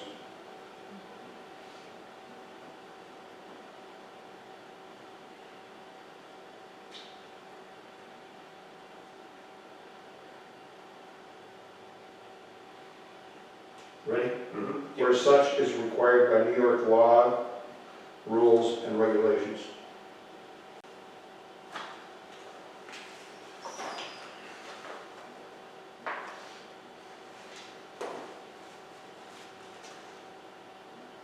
We ready? Next one, 53 and 54. Yep. Did Deals. we decide, I'm sorry, on 46, what was the alteration? We agree with the definition of the Definition. HCV code. Okay. Yep. Yeah, sorry, that's that. Okay. 53 and 54 deals with the periodic reporting.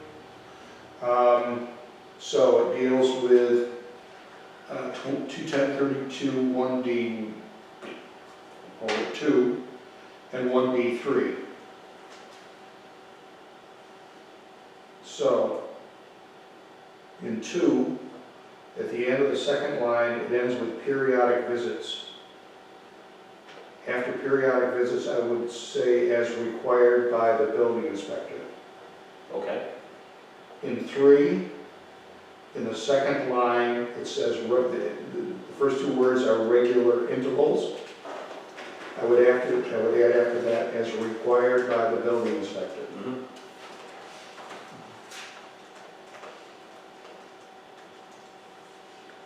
Good, I like that. Next number is 56. Yep. The change is fine to make this not required, but I don't have a problem with it. Okay, So in 21032 2C,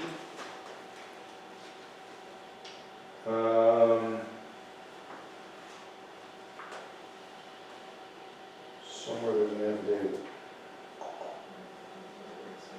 The aforementioned, so the first 2 words. Instead of this affidavit, it will be the aforementioned affidavit.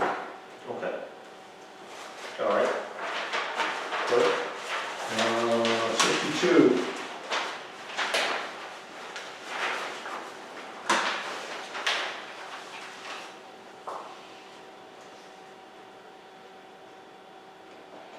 I like the change.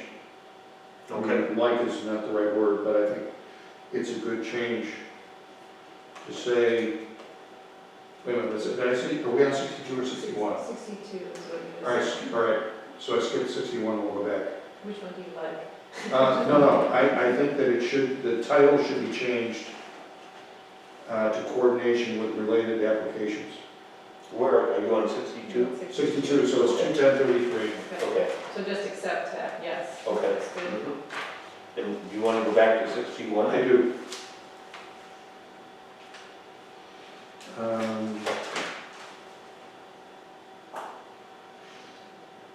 So, my thought on 61 is it's going to be the same change as previously, and that is the whole section is going to be eliminated, and the title will be, added to the title will be See Village Code, Chapter 211. Okay. Mhm. That way you're avoiding that whole conflict. So under, In 61, yeah, under 21033, maybe I'm wrong here, hold on. 2. Yeah, I'm following you, I just wanted to make sure I was. Well, I want to make sure I'm So it's right. A or, 233, 281. Yes. So there will not be a 33.1 or a 33.2. Article 33 will be certificates of appropriateness, see Chapter 211 of the Pittsburgh Village Code.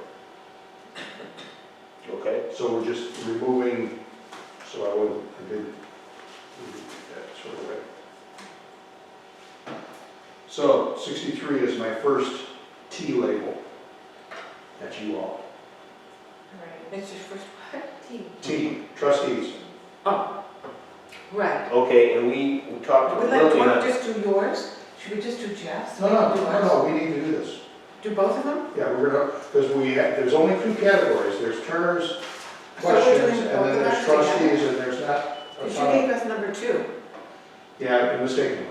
So take it off. Okay, this one we can deal with easily. That's ancillary. This number 63 are wire decks ancillary. And they're in residential, but they are subject to review when they're in a commercial district. And the reason why is because in a commercial district, people sit on them and it requires parking. And residential decks don't have that impact. You could expand the seating options for a particular use. If you put an outside terrace, like it say at label 7, that has a huge impact on parking, and that's the difference. That's why it requires that. Okay, So that the answer is that there's no change. No change, Correct. right. Next, 64, which is 21034 1D.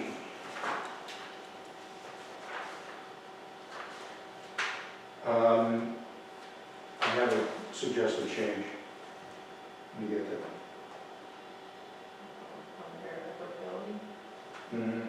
On, site plan review purpose and applicability D, pre-application conference. Okay. Applicants are encouraged to, and then add, request a pre-application conference. Yes, okay.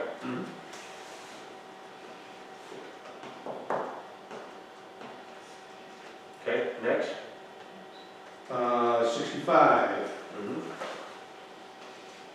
question is, talks about lots creating, combining, changing lines, triggering site plan review in the old code, not in the new code. So the question is whether it ought to be. Hi, Susan. Which is really a T question, but I think it should personally. I think we should include in minor site plan review lot line changes, like we did in the old code. Okay, so this is an addition we want to make? I don't know, I'm just thinking, tell you what my opinion is, man. So, could you explain it again, Jeff? I'm sorry, I was distracted. That's okay. So in the old code, site plan would be triggered, or at least planning board review triggered by changing lot lines, combining lots. I think that is correct. It should be triggered because in the past, when, like, for example, they drew the lot line between Starbucks and what became the Village Bakery, they never put in a firewall, and that didn't happen until later, and there's always implications of these lot lines, so I think the planning board should get a stab at it. So, So when are we adding to that one, we're saying? We're on 16. we're on 210, 34.2. Let's look at the word creating. We're creating lots, wouldn't you have that? That's a subdivision. That's subdivision. Yeah. So creating, maybe you don't add, but, sure. I'm wondering, and I'm sure planning board would notice this, if it's in the subdivision code. That's what I'm thinking. And that's too. why that's why it's not. You guys haven't This is done now that, it's in the but I subdivision think code. that's where it's supposed to be. Well, maybe we Because should. we didn't have a subdivision code before, and now we do. I don't know if it is or not. Okay, but it's not in our old We'll code. check there, We can check for I'll look at something there. I have it here.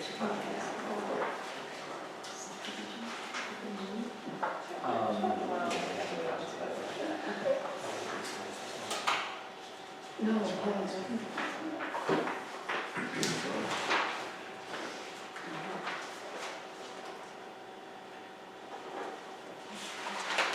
So our current code has creation of new or additional lots, which is where I think creation came from. Combining two or more parcels into one lot, and changing one or more lot lines on one or more lots. I have it. You can do it. I am, I'm still looking, why isn't it, I'm doing the word search and it's just not here. I'll find it later, how many boxes it is.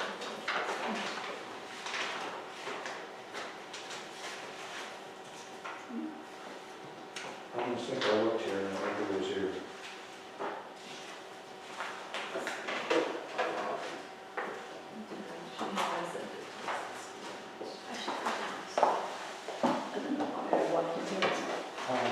whole sheet of paper. What was I thinking?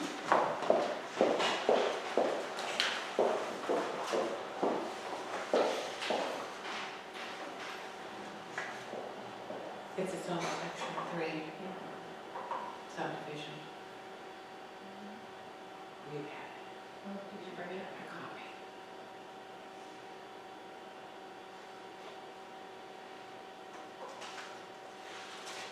This is,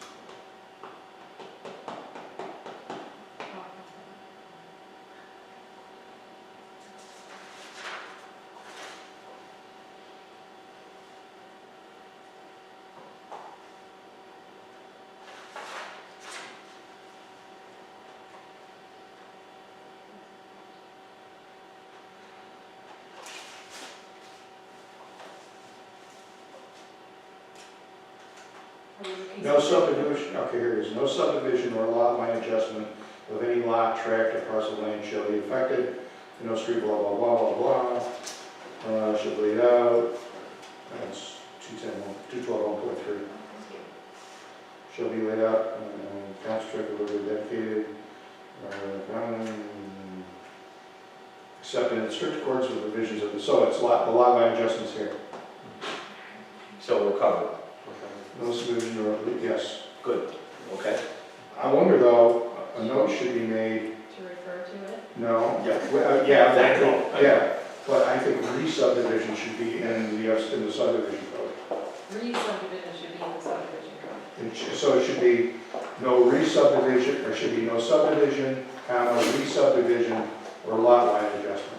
Well, further down it says for re-subdivision, the same regulations. Oh, then we don't need to do it, all For right. subdivision. Okay, yeah, good, so, Right? yep, Is that- yep, is yep, that you're good? fine, Okay, yep, all right. and refarm. That's right. Okay, next. We have it covered in the subdivision code, Susan, did you want So that was. Renee is correct, it would be helpful to have it referred. Wait, so what, we're on Uh, 65, we need to say, just refer to 210, to chapter 212. It's already listed in a bunch of the codes out here, so I don't know. Number 65 Yep, is covered in the subdivision. Yep. okay. But we're going to say refer, how did they do it? In the rest of the code, they referred to it to 212.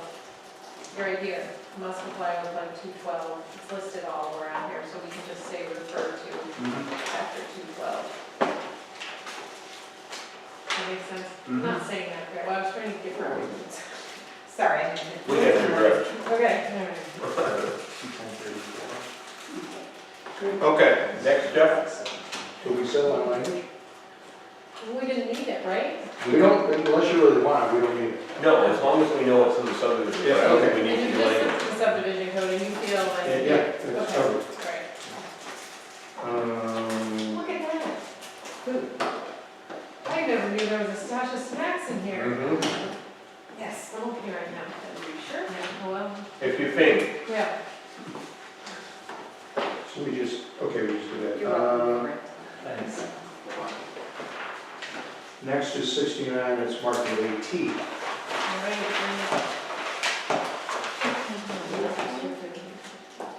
okay.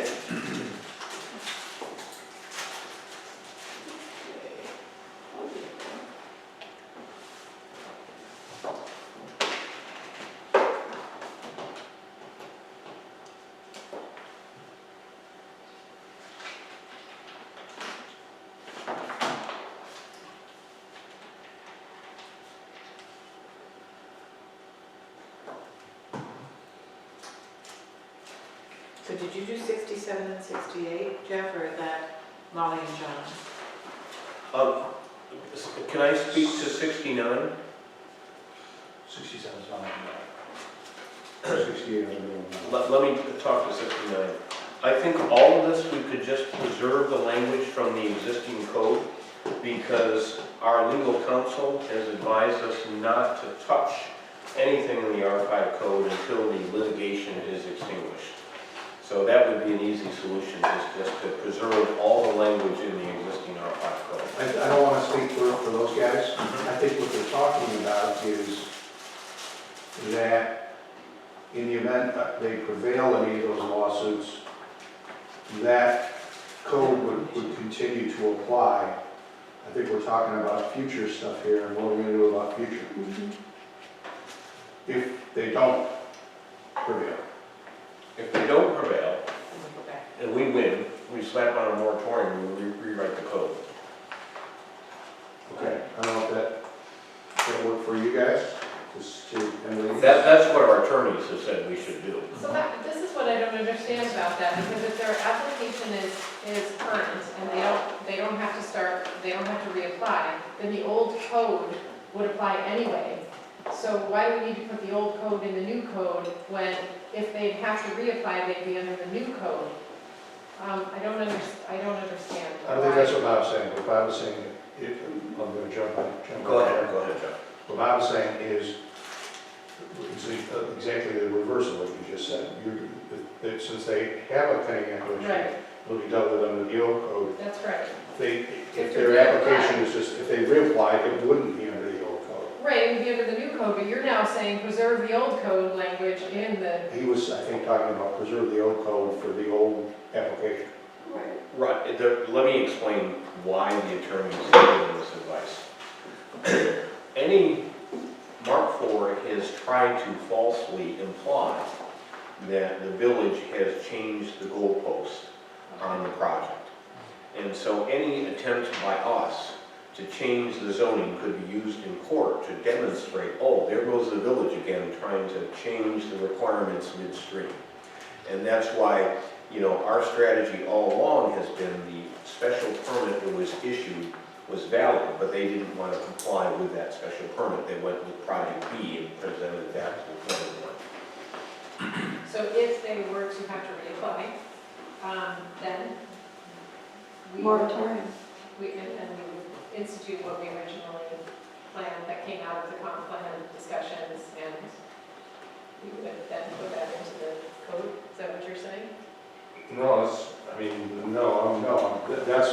that's where we got a little disconnect going.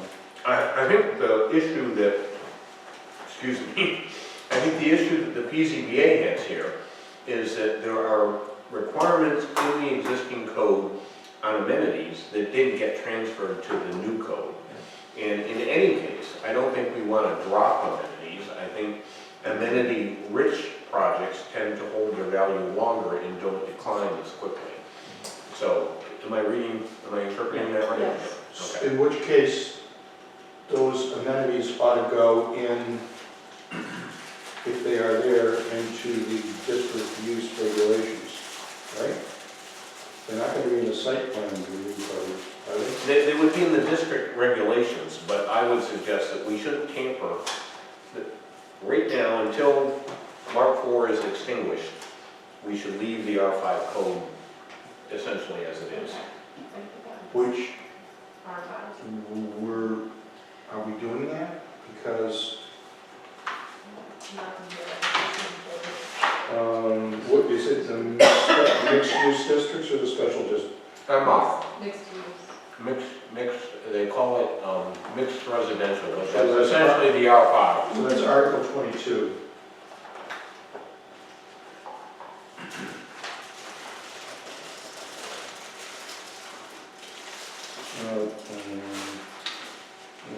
It's not an issue, that's MUEC and menu OF.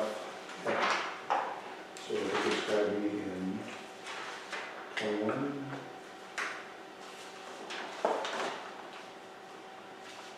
Oh, it's multi. It's mixed residential is what So they it's call in it. residential. So it's in 20.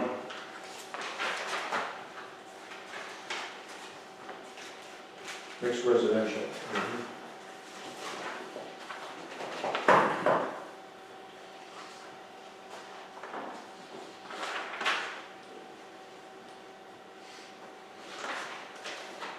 So, many of the dimensional, and I'm speaking to the planning board now, many of the dimensional things that are in the site plan review section are now going to be found in the dimensional I'm not saying that what you want is here, but I think it's now going to be in the dimensional requirements for the MR district.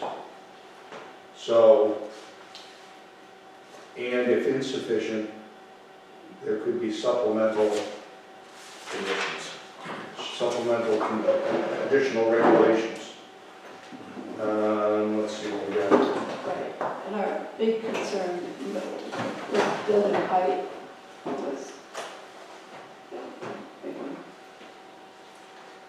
But it doesn't really get to what we're talking about here. In point 69, which is open space, that sort of stuff. Where there's the old site plan code, there's a fixed amount of open space, and certain things were not, or certain things were deemed to be part of it, and certain things were not.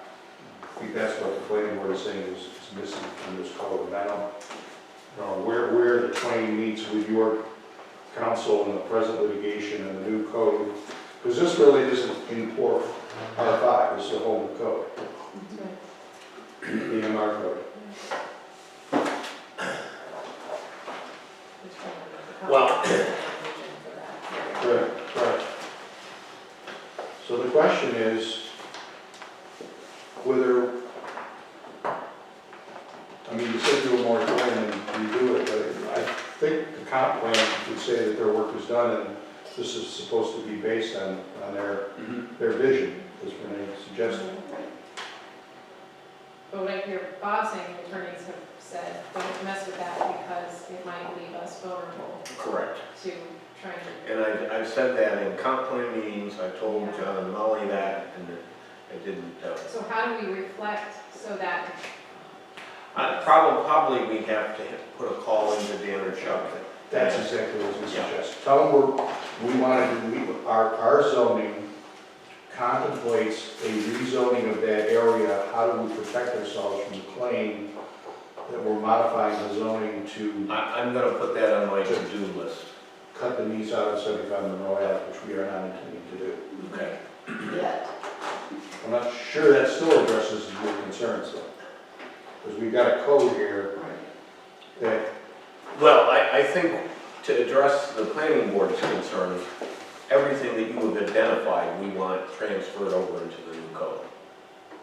Yeah, okay, so I guess what we're worried about, and I think this was one of Justin Fleister's comments, so I'm not sure I can represent it faithfully, but the old code says every development shall have within it suitable open space available for the use of the residents. And the new code doesn't say that. So we're not asking for that kind of thing. It's been overlooked, and that was, even though it was poorly administered by the former planning board, it's an important requirement because the whole original premise of that district was to have high-quality, usable open space. Yeah. And I agree with you 100%. Yeah, so we're- that's missing in the current code, whether we keep the language or not. When we say it's missing in the proposed code, all right, so here's how we could fix this. If you look at 210.20.4, Okay. which is not really where we are in our section. Look at 210.24.4, you've got multifamily dwelling, max 10 units, permitted in the MR zone. And then you've got, if you look, way over on the right, you'll see additional regulations.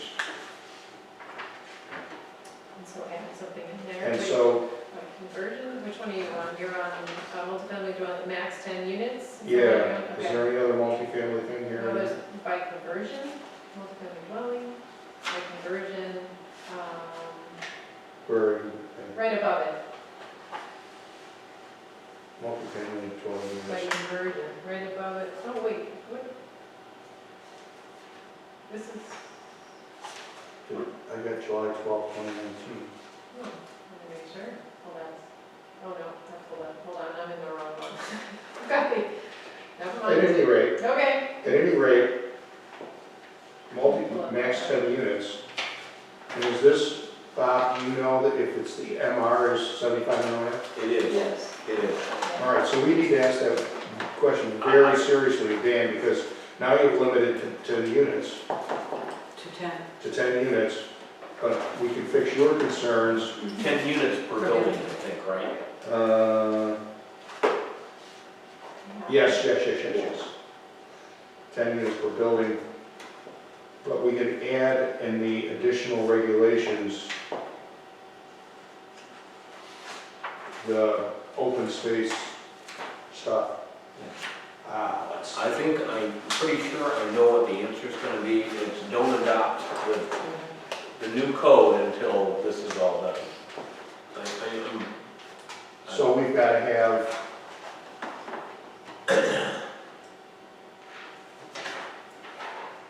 So how do we do that? We capture the segments We of don't do both the comp plan and this somewhere else, and then, I think, I guess we don't want to we leave the this. R5 in place and just reference, change that map to say R5, leave it alone for now until the litigation on 75 Monroe is extinguished. so what we're going to have to do, if that's the advice that comes back, is your worries will be dealt with in the next iteration. mixed residential will disappear from our zoning map and will disappear from our zoning Be categories. labeled R5, and so there's no change in the And so R5 the code. easy way to do it then will be to, in the use list, you're gonna eliminate the column that says MR. Mhm.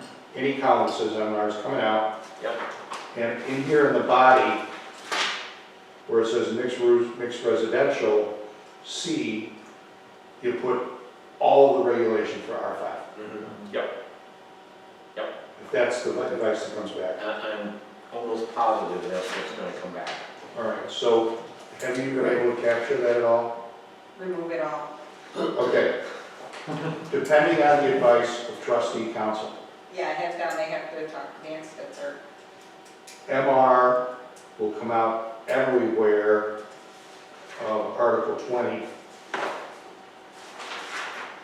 In place of Article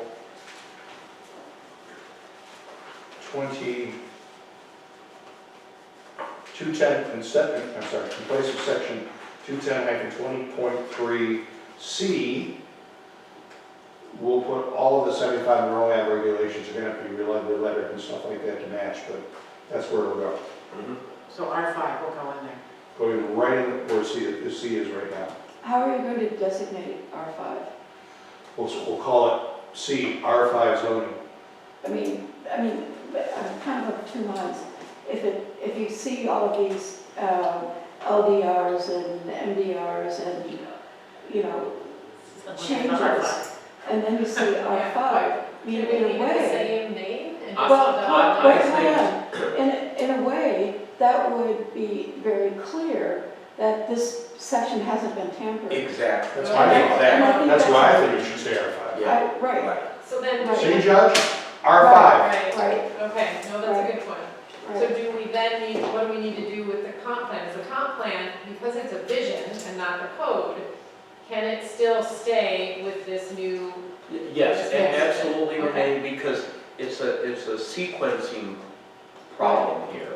And we still will implement the vision of the comp plan, but it has to Reflected in wait. there, we don't need to change it, and that will be our basis for, should we ever have the opportunity to revisit the zoning Right. in there, Then we in that take care of area, and we go, well, here, our comp Right. plan told us this is what the community wants, okay, Yeah, gotcha. yeah. I think Renee is right. We need to deal with this issue somewhere in here. So you say, I think it's gotta be dealt with, and I would, we're acknowledging that we're leaving it the same. you would have to. I mean, we have to acknowledge that this is, get the language from the smart boys in Buffalo. I will. Because we've got to acknowledge that we're out of step with our comp plan and why we're out of step with our comp plan Right. for this district. Because it's going to be out of step. We're going to be adopting a zoning code which is out of step with our comp plan, which is contrary to village law. Got it. I will get a name. Big asterisks, pending, Whatever it's got to be, but we can't make this vulnerable Right, to other attacks because of that language. Right. So we got to somehow say, The thing that will protect us, though, is that that's the only district where this, the only property in R5 now is 75 Monroe. right. So the only person that's going to sue us is Mark IV, probably nobody else at the moment. Our traditional. all right, I think that's the way Okay, it is. good. All right, good. Next. is that complicated enough? Okay. Sure. Nothing is simple here, nothing is simple. Remove, replace, All right. C, Jeff. 70. Yep.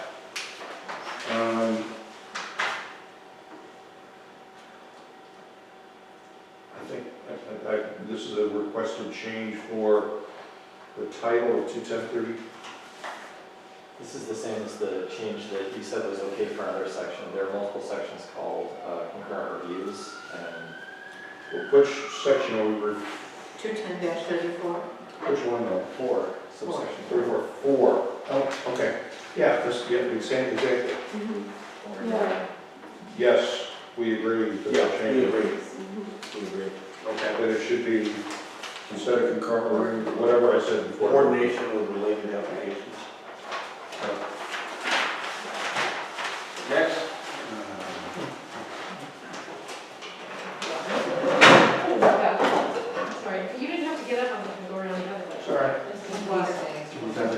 Take out. Tom's question, We keep pushing it out, Lily, and it keeps going back.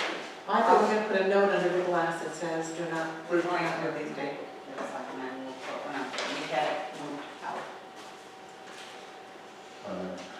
So, When I- 71 is that 82. 82? No, okay. Oh, wow. why don't you share something on 71? No, let's keep moving. 82. Consider combining number 6 and number 7. Possibly remove pruning or clearly define land use. Yeah.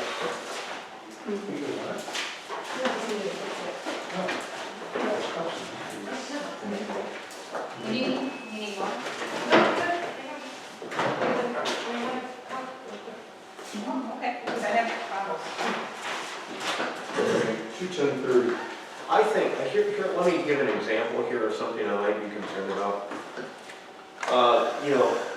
On Canandaigua Lake, all the McMansion people that build these got all the malignant carbuncles on the lakefront and destroy historic, architecturally significant, simple family-owned cottages.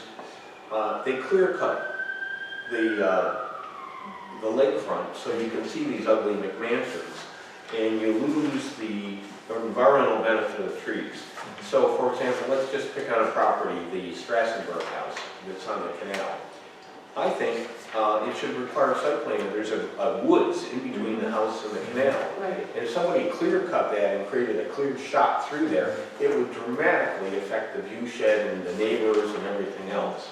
So I think maybe we need to work on the language here. Yeah. But I think, you should be able to just cut a grove of trees on your property and then the neighbors to go, holy crap, what just happened? And that has happened in the past, and there hasn't been any tool for the village to enforce anything, and so we just end up with neighbors that are PO'd. What does everybody else think? What's Yeah, what's the average lot size in the village? Quarter of an acre. Is the average lot size? I don't think that's average, but the smallest one is quarter of an acre. Well, the smallest is smaller than that, but I think the average lot is probably about a quarter of an acre, but we have lots as large as 2.5 acres. Yes. I know with some big exceptions, yeah. Yeah, we've seen that happen even on the smaller lots. South Street, right at the end of Bowden and South. The person that bought that house cut down a lot of trees, and Whole backyard. the neighbor is now complaining because it's all open. Yeah, Yeah, so we've seen that happen. yeah. I almost think that quarter acre, you're talking about a quarter acre of stuff. That's different than saying on a quarter acre lot. It's a whole, That's a lot of stuff. that's a lot of stuff.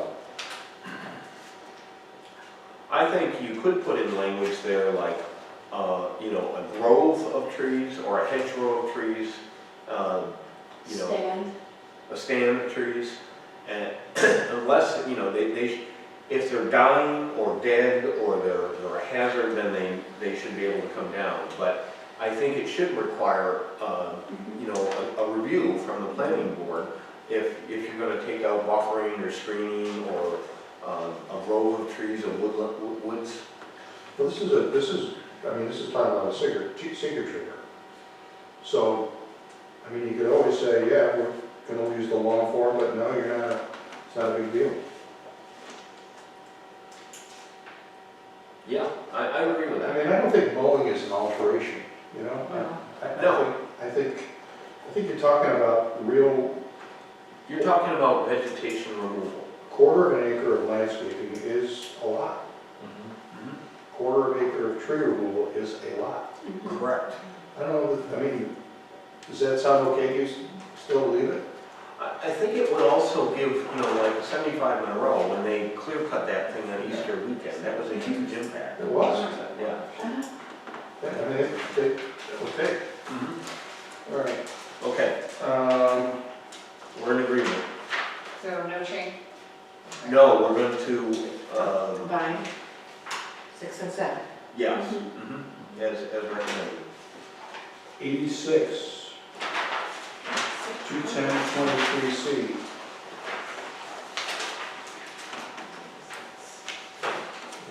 Okay.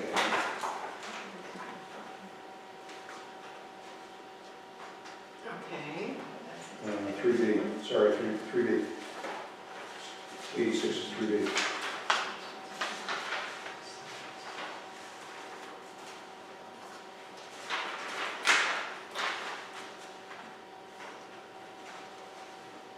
On the right side. Take the sentence with the word by, official settlement, clear identified by. Yeah, there's a by in here that's missing somewhere. Okay, so it's just a word that's missing? Yes. Yeah. Okay, Okay, okay. the right section though, you guys think? Over there? What section is it in? 210, 210-23B. 20.3B.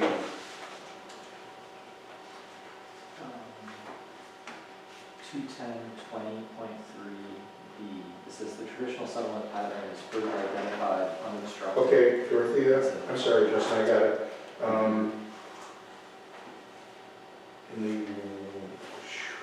1, 2, 3, 4, 5, 6, 7, 8 line.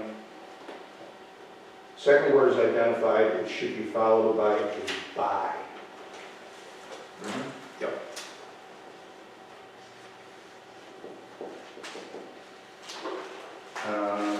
Next is 87, 210, 20, 30C. This is a question for the trustees, whether or not. Can you read the full sentence? Yeah, Yes. you didn't have it on our list though, but Well, no, I left it on my list, but it's something you have to decide. Yep, go ahead. All right. The purpose of the MR district is to provide for a greater variety of housing styles. Their suggestion is instead of styles, put options.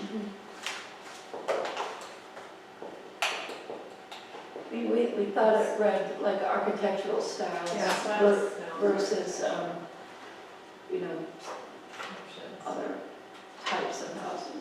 Yeah, I think that's closer to the intent. Makes sense. Second line, 1, 2, 3, 4, 5. Fifth word, change styles to options. So if we- okay. 90.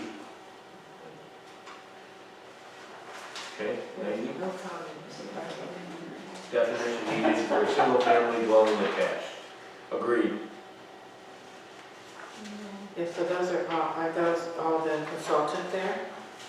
No, but I think we do need the definition, and then we can tell them to give us one.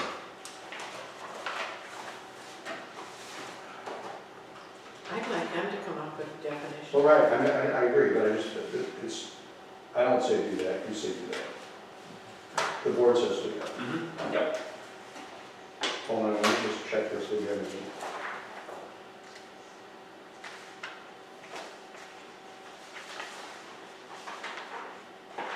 We have a dwelling attached definition.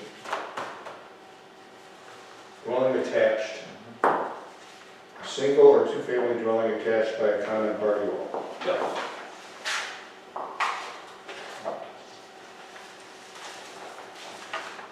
Get it, you guys?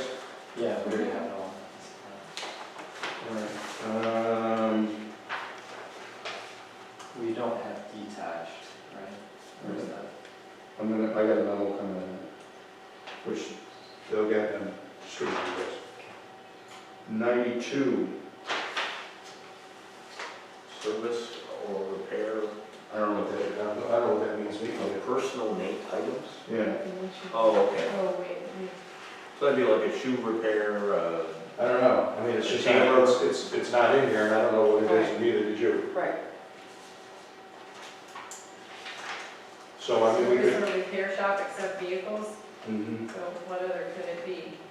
Um, Service repair, so you could have a tailor, you could have a. So the question is, do we need a definition, or is it just a matter of common usage? It's a matter to of me, common. it's self-explanatory. Service or repair of personal items, that means clothes, household Computers. items, I don't know, your dog collar. Tractors, Mm-hmm. personal. Personal, that's equipment. That would be an equipment repair. I'm not convinced we need a definition, I think it's a matter of common usage. I think Yeah, so. what's the loophole part here? What are you concerned about? Use your brain on this one and tell me where the loophole is. Can you really stretch personal items and say, you know, so you're saying tractors are equipment?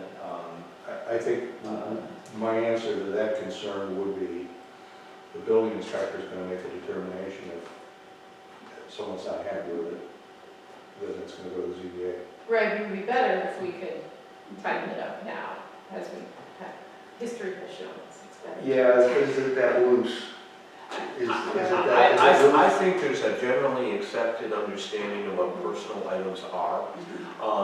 Any, you know, lawn tractor, that's equipment, you know, personal item is something you wear on your body, your purse, a household item, a coffee pot perhaps could be a personal item, but nothing beyond that. It had to be either in the house or on your body. That would be my understanding of it. And I think, I don't think we need to overthink these, because I think no one's going to sue over that. I think that John's comment the other day was, John Steinman's comment the other day was that if some little bit of, I don't want to call it vagueness, is acceptable to a planner, because that allows you some discretion. Common sense, right. You just use your common sense. You're not going to come up with every single use, but to generally have it covered as it is here, I think this is, they'll come up, I think, as a generic. What about the next one, community or social club? I think we talked about that. We talked about that in We did. definitions We with did. Molly. And I think as part of her, she had like an addendum to our draft definition code. I thought she had. And we talked about that. The fraternal organizations, what did they mean that she came up with a definition that was New York State or similar? All of these, you could go to general code and you could just find this. And I think that's what she was doing. Yeah, so I think that's a John and Molly issue. Yes, I think so. And I think that they will. All right, next. Public park differs from a private park. We don't have private parks. A private park is a lawn as far as we're concerned. The only type of park we have are public. The next one's 94. Yep. Principal building. 94 says place of worship. Wait a minute. No. Oh, 99, I'm sorry, I can't read. 99, principal building.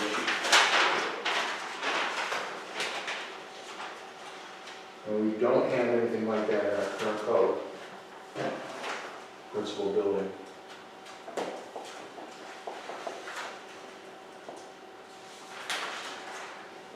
There would have been an issue. What were you thinking? I don't mean you, I mean Right. the collective. Right. Well, I can think of a few situations where there is in commercial properties where there's a principal building, like the hair salon next to the Episcopal Church. I would consider that to be the principal building, but behind it, there's a former garage which is now accommodates commercial tenants. And that would be a secondary building. For this whole one piece of property. It's all one piece of property, but the principal building is where the hair salon is. Another example would be Christopher Williams, where the principal building is his offices in the house, and there's a barn out behind it. So do we need a definition of that? Is that, so is that a size parameter? Or Well- pre-existing non-conforming? They are pre-existing, non-conforming. Let's see if I can think of another example. Let me just. I think would help to have that definition. So how about, like in back of where Jimmy Burdett lives, that garage is, That would be a secondary building, yes. that's sizable though. And it's sizable, and I think it's not only the size that determines, it's the building on the frontage that addresses the street. Because in the village, it's all about the interaction between the building and the street. SJ's Right. and where Dr. Rosen has his office.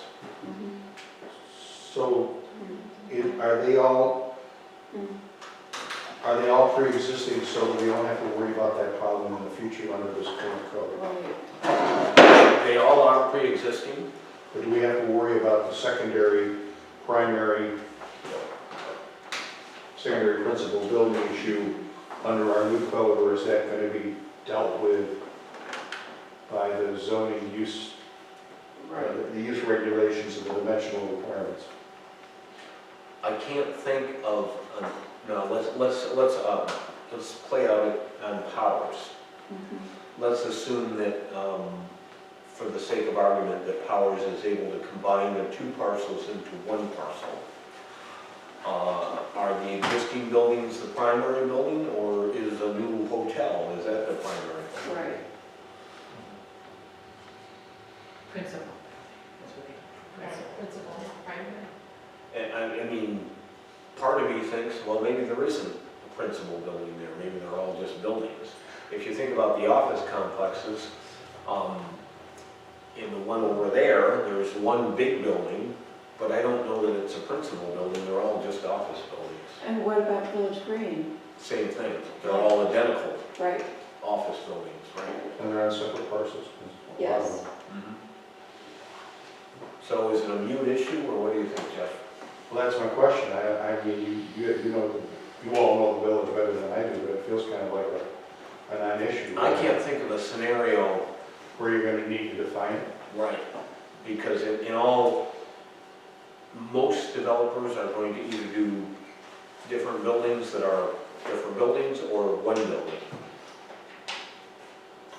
So principal would be its siding to the street.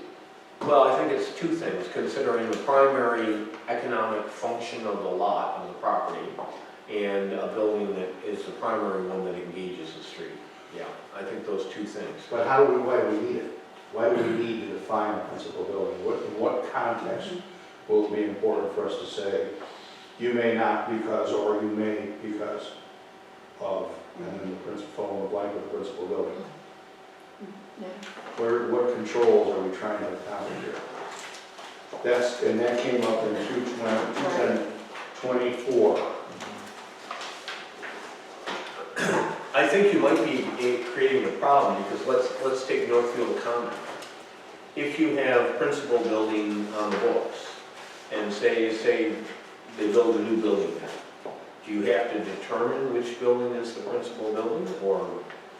Well, Do you know where in 220.4 that this comes up? maybe we discovered that it doesn't really serve a purpose. I mean, is principal building used somewhere in here? Primary structure appears in 210-20.5.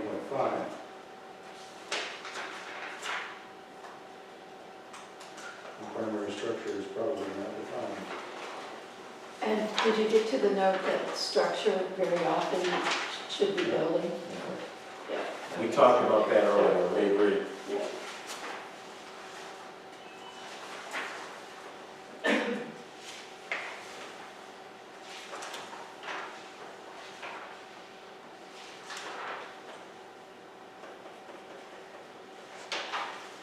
Yeah, I guess the only time primary structure would be significant is when somebody is looking to put in an accessory building. Correct. So we'd have to identify which one was the primary structure. So if you have, let's call it Chris Williams' property, if he's the primary structure, then the barn become an accessory building? If somebody wanted to Yeah. use that? Or could it be its own, What's that? if not an accessory building? It becomes Yeah, I don't. rehab, and somebody uses it as a residence, or Do you know where it was used that you were thinking about? Yeah. It's the primary building, but not. What number was this, Primary structure. 96 or Yeah, something. I also see primary buildings. Where you see primary building? Oh, principal building 99, so that's 21020? Jeff, 21020.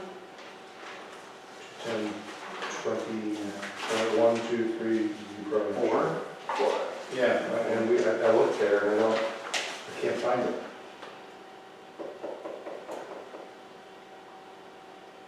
The thing is, I see under accessory dwelling, we talk about principal, structure, but then everywhere else we say primary structure in the code. So maybe Well, it should be consistent it should be throughout. consistent.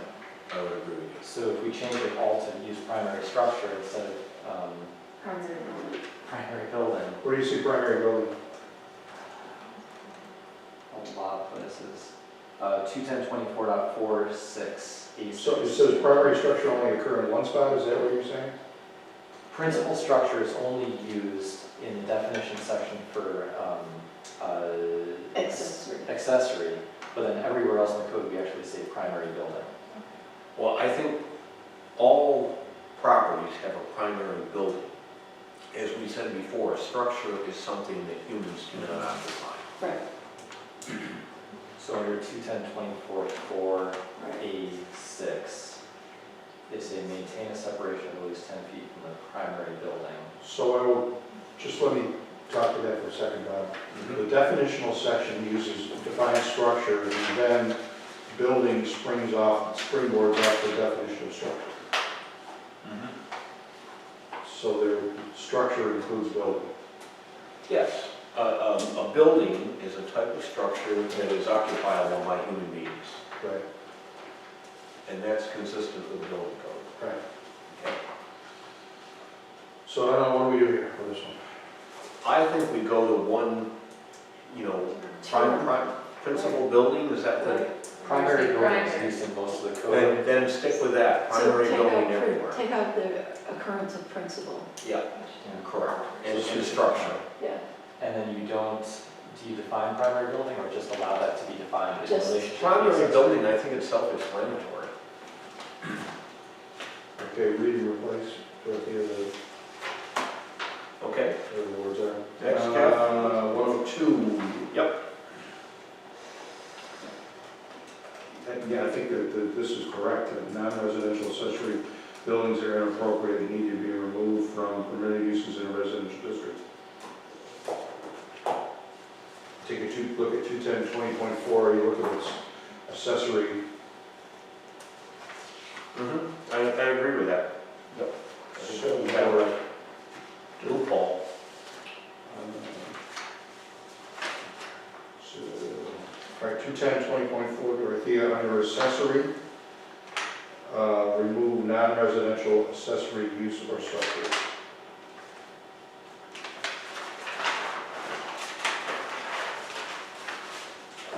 Sorry, that was 102, was it?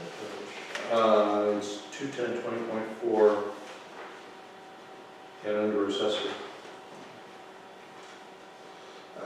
The next one I have is 103, but that's for B and L. Okay.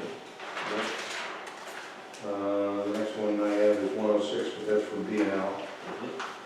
Oh, wait a minute, hold on. Why do I have this one? Oh, full name, trustees.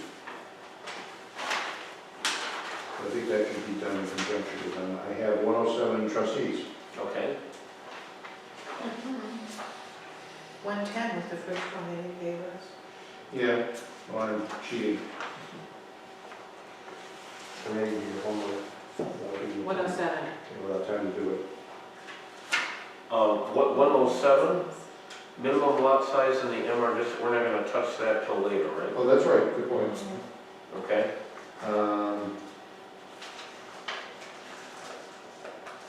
All right, next. Is 108. Yep. In our current code, in many places, we have minimum ground floors for, ground floor areas for buildings. It is not in this code. Is there a reason to have it? I don't know of a reason that we need a minimum. I mean, sometimes small buildings are cute, and like, I'm thinking of Humvees. What's wrong with that? Right, I think what you have in the other code is that when there's a multi-story building, you can't have more than, 4,000 square feet in the first floor or something, so it tends to, There's a maximum, yeah. but this is a minimum. We have a minimum, Yeah. this is a minimum. Are we okay? I think so. Okay. All right. So, 110 T.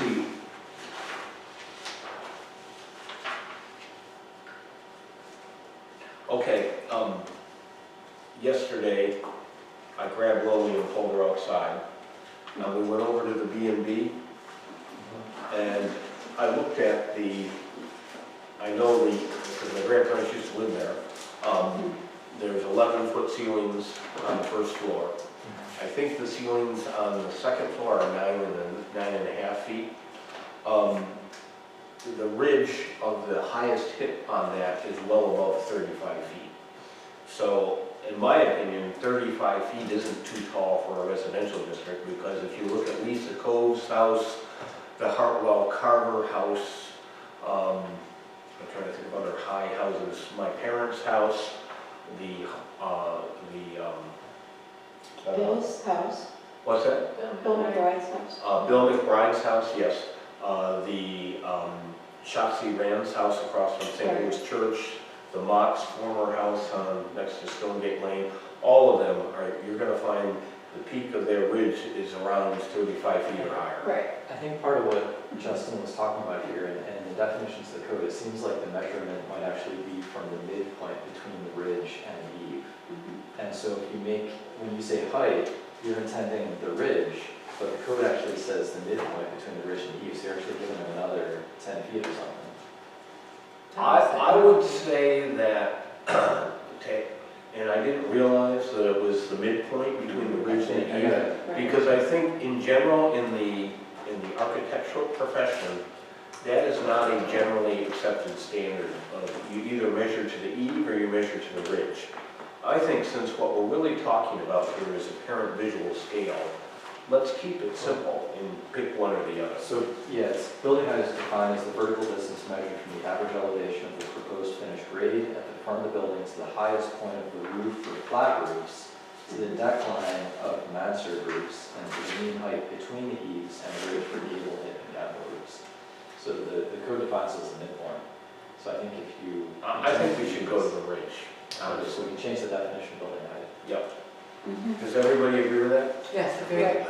Right, so what top of the we're building. worried, like what we've encountered with Mark 4, is that they've snuck in a floor, and we didn't want to give anybody that, possibly 10 feet to create another floor that wouldn't be peaked, but it would sound like they could do it.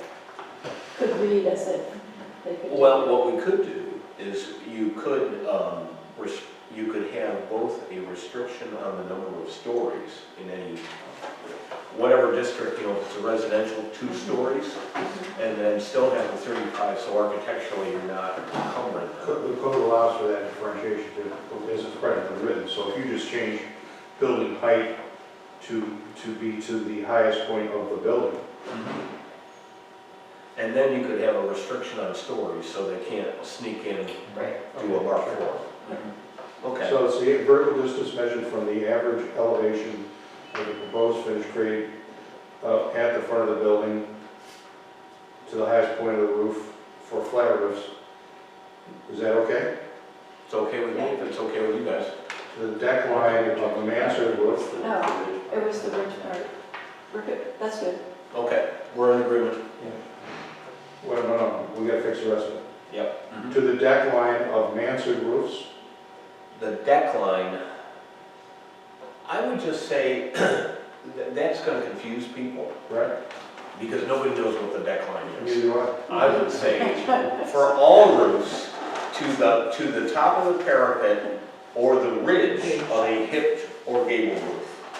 Because I don't know what a parapet is either, so that was good that you added. Can't we just say the highest point of the building? That's kind of Yes, you could. That would be even easier. A parapet, if you look at this, think of the Spiegel I sign. already wrote the highest point. When you have a flat roof in the wall, when you have a flat roof building and the wall, the outside wall of the building extends up above the roof, that's a parapet. Okay.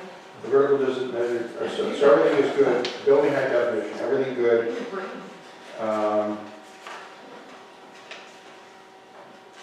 Proposed finished grade at the front of the building to the highest point of the building. That's right, Yes. highest point of the Yeah, So let it written, so let it be done. Next is 111, trustees. Yes, we agree with that and are suggesting a change to either 60 or 75%, whatever the board thinks. Currently 18 North Main is 73, 16 North Main is 66. So that's 21026. So 30% is too low, and I was thinking probably like 75% because that would allow for some stored water retention if there's some place where this use occurs new. You'd want to reserve an area for green space on the street and for a stormwater retention area.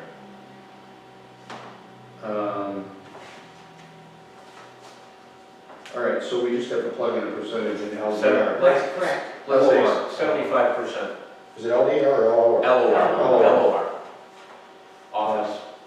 All right, so Dorothea, maximum lot coverage under LOR is, what'd you say, 70? 75%. Yeah. Okay. Okay. Next. Next is Jeff, I think. 160, no, trustees. Oh, you don't have anything until then? We're at 124. We got 116 for you guys, Okay. ladies. Okay.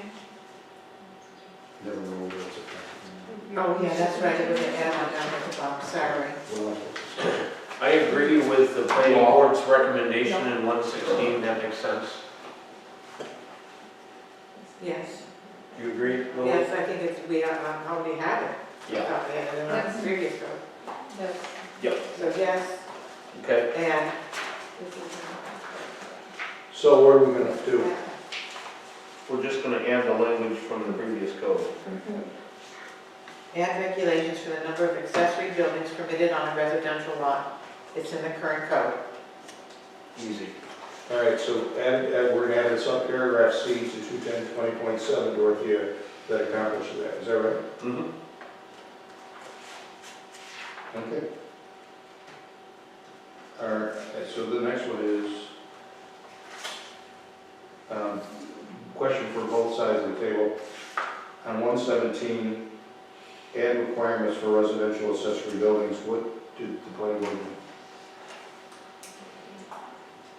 do? Maximum size or This is setback? one, we don't have any, I'm trying to recall our discussion. I don't know if we had a height for, is this accessory dwelling units? Is that what we are?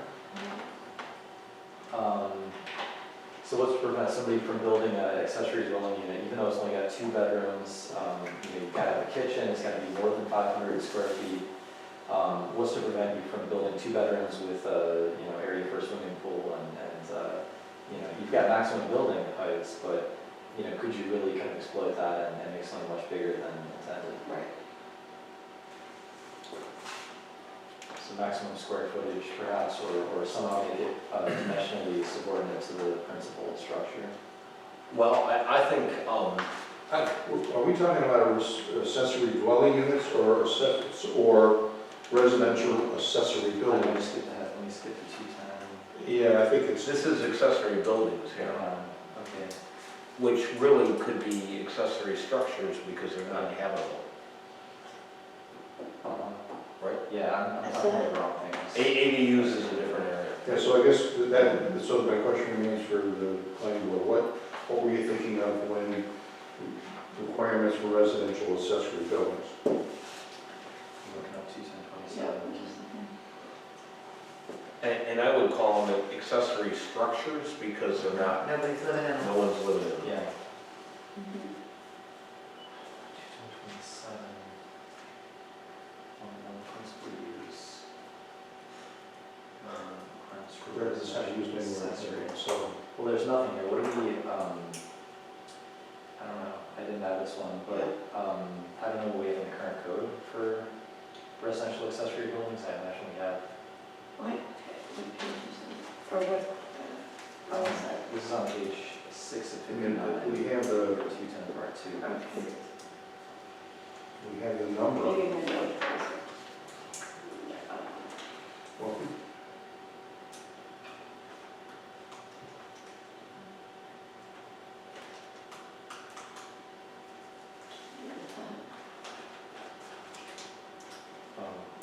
We haven't got it back yet. So here's accessory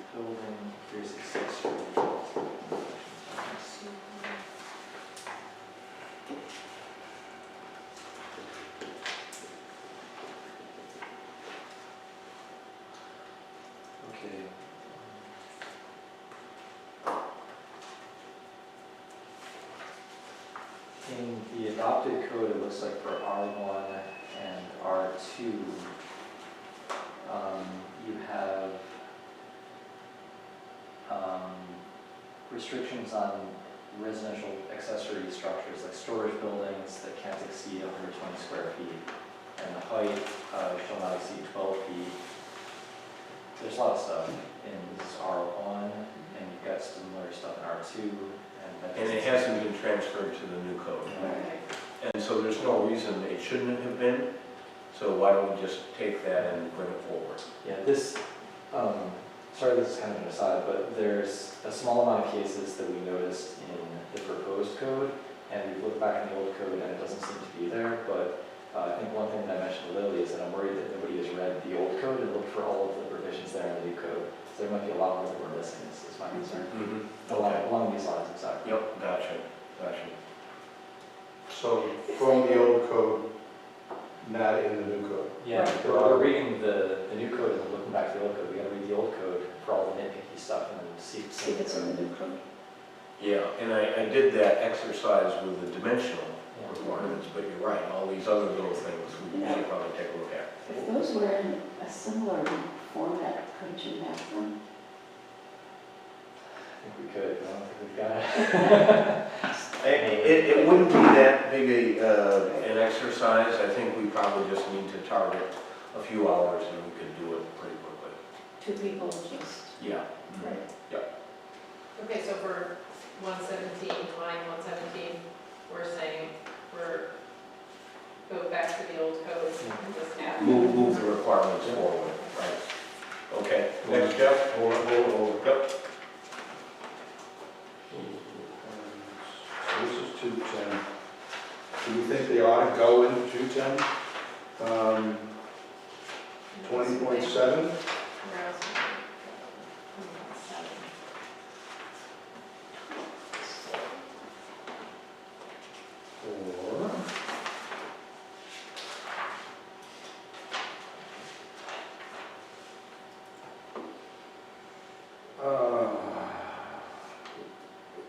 Or were you primarily concerned with residential? Is this 210.20.7? No, here the note deals with add requirements for residential accessory buildings. So your example that you just gave us was there is in the present code in R1 and R2, for instance, helpful stuff. So we could, if it's going to be residential, plug them in, I'm not sure what's there yet, but plug them into 210.24. Okay. Because under residential accessory use of structure, there is an additional regulation of 210.24.4. So if we stuck them there, Yep, sure. so now we gotta look and see what's 210.24.4.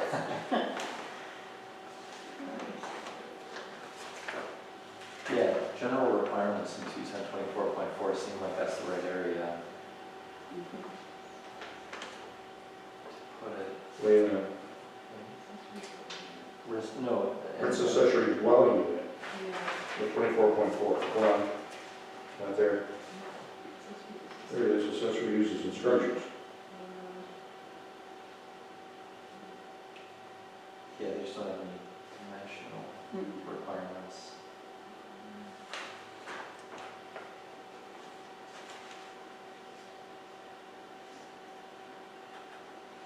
So we should beef up 210.24.4B. Okay. So that's the direction. Beef up 210.24.4B by adding accessory, I'm going to use a big legal term here, stuff from the our districts, Right. current our districts. Okay. I should have done that one. This goes to side setbacks, this is 118. Side setbacks and fences and What number are you on? 180. 118, defined structures permitted and not permitted in setbacks. So, I mean, air conditioning generators, decks, patios are usually attached, so I'm not sure that's that big a deal, but it is a big deal for fences and retaining walls, Right. right? Yeah, I think the problem was that we weren't really distinguishing between the two here. Right, So right, we had a right. setback, and you're like, well, you actually can't put a deck within 10 feet of your house or something, so you're gonna have to have a big. Well, yeah, but some later it says attached, Ah, somewhere in the code it says attached. So that it, it's not like almost, I mean, I can't think of a situation where a deck is not going to be attached, or a patio is not really going to be attached. But I think the critical piece here is fences and retaining walls. And so I think they've got to be in the setbacks. yes. A fence couldn't be on, What? a fence has to be in a setback? No, I'm not, sorry, tired, late, not saying that late, really. You can't allow setbacks to apply to fences and cameras. Right, Yeah. right. So how do we fix it? Not permitted in setbacks.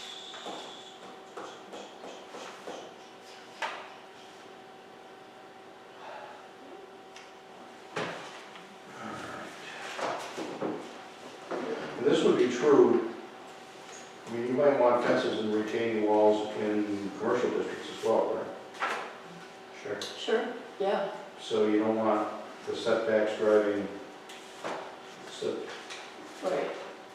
thoughts about With it? exception. I agree. So I guess I'm not sure quite where we're gonna fix this baby yet.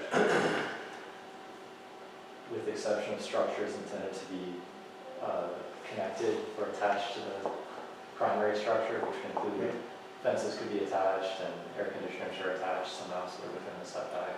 And air conditioners aren't structures, those are mechanical units. Okay. And I would also say that a fence isn't really a structure, it's a subset of structures, but it's defined as a fence, a wall, a fence, what else am I thinking of? And they're a very specific type of structure, so I don't think there's an overlap there because there's such a specific purpose, use, and physical character But to a fence or wall. what about a man-made berm? A man-made berm. I mean, something that doesn't occur, you know. Well, a man-made berm, I mean, you could define it as a structure, but normally you would define that as a landscape element. Because it's not built, it's made of earth. It's made. Right. I mean, you can always talk about an earth and berm structure, but really, in any of these things, the earth and berm it's a more specific definition, just like toad is a specific type of frog. You've already defined it with fence or berm or whatever. Okay, as long as those other things are defined, because currently the definition for structure says anything constructed or erected on or under the ground or upon another structure or building, so that's. See, that's a bad definition. I think we should fix that definition, because Yeah. in parallel with the building code, my definition of a structure is a building not used for human occupation, typically used to house animals, plants, or storage of materials. Okay, that's much better. So we got a fixed structure definition for you, and Yes. that solves our Well- setback problem. Yeah. All right. Moving right on. 121. Yes. Change 21020, .9A to include zoning board of appeals. Presuming that's okay with the trustee? Yep, it sure is. 123, trustees. I have, okay, Andy. Yes. We talked to Steve Lath about this one, about the driveway width. No, we're on, Oh, I'm sorry. 123. Oh, I'm sorry, I moved ahead, sorry. Wait a minute, wait. Apologize. 123, the detached garage, Mandy. I have that as a different, I don't know why. Where's the Howley and Howley? 123? That's 125. We don't have 123, Jeff, we have 125. Well, see, this is another little sneaky. Okay, you snuck that one on too? All right. So suggest not mandating detached garages. Could I say something different than that? I would say you could mandate a detached garage depending on the neighborhood. It should depend on the neighborhood. And so I think the planning board should have the discretion to follow the pattern of the neighborhood. If it's attached garages, then you could require that. If it's a detached garage, the reason I would want to keep some of this in there, years ago, when the modern house was built on Monroe Avenue with a garage in front, you know, the argument was made, well, we need an attached garage, and no one tried to come up with a configuration that would have made that house fit in a little better. So I think we don't want to deprive you of that ability to get something that's compatible, and as long as you have the discretion to make it neighborhood appropriate. Is that discretion best left to us or the HPD? Is that us? When I say us, I'm putting my HPV hat on. Well, I think here's what I would say. The HPV is the architecture, but I think we should give you the empowerment, because what typically site plan approval in most communities doesn't look at is there's also a unique pattern to the way the buildings are arranged in the village. And our intent with this code update is to give you more power to consider that, so you come up with better site plans. Does that leave the boards vulnerable to someone who is good at getting around big code, or does it leave, I don't know, too much subjectivity? Well, This is actually, I'm sorry. Is that better? This is strong. This says it shall be. And then if you change it, you're going to have reasons. I think it's pretty clear. The character of neighborhoods is pretty clear, so I think it gives you plenty of basis to make a good decision. And I don't think there's a conflict with the HPV, because again, their architecture, you're the way things are laid out. And generally on an application, let's say there's another new house that was going to be built, the two boards are going to work together in the process that's been laid out anyway. Okay, but Jeff is saying it's strong now, but then Bob, Well- you're saying that it's strong now, saying it won't be allowed, but then Bob is saying leave it up to our discretion. So if, No, so it says Shall. it shall be detached and located in the rear yard area. I mean, we could fix this, or you could, in site plan, do findings around it. Why, through the in case C, on whatever street, Let me just make sure. you can't do that. Something critical. community law, this is, So if you're on This Courtney is- Circle, it's okay to have they can say that in their findings, Oh, correct. because it's in keeping with the community character. Oh, If okay. you put in a detached garage as a Okay. mandate, Okay, it would look weird there. but, right. I mean, I'm feeling their concern a little bit. Which is? Should, in 21020.10, which says, C, which says, newly constructed garages shall be detached and located in the rear yard area, should we add some provision in there that gives them the opportunity, if driven by neighborhood character? Yes. That's exactly what we want to do, But because we- why would you, on Courtney Circle, you wouldn't want to. Right, that's what we were just saying, but the mandate stated, but detached, you're saying leave the language in that detached garages are mandatory Unless the character of the neighborhood indicates that a attached garage is more compatible. All right, so C is going to end with, unless the neighborhood character dictates otherwise. Yeah. Mhm. Neighborhood character or the specific house. Neighborhood, Because a modern house, Sure. yeah, that's also, that's really neighborhood character. if you focus on the house as being part of the neighborhood character, then if you got a house where it would be appropriate next to a house that wouldn't be appropriate, then you're talking about neighborhood character. All right, so the statement is unless the neighborhood character dictates otherwise. I think that's fine. I think that gives you enough room to do the things you have to do. Yeah, I'd be worried about saying that this is allowed. Okay, now driveways. I'm trying to undo Which one? house on some. Driveways. Oh, right. Actually, it's one, yeah, it looks like, yeah. Okay, we talked to Steve Lath earlier today about this driveway issue. According to Steve, under the building code, driveways are not required unless they are longer than 300 feet, I think. And so we could go with a 10-foot requirement, which is what we currently have, which in many areas is beneficial because it's less impervious surface and less chance that you're going to create drainage onto your neighbor. 12 foot is really, a typical car is like 72 inches wide is a wide car. But didn't we run into this problem, I thought, by fire, the one on Church Street? Right, We so, had- yeah, so that's it had to be what, 12. so there's it's narrow and then widens out so they can actually make the turn.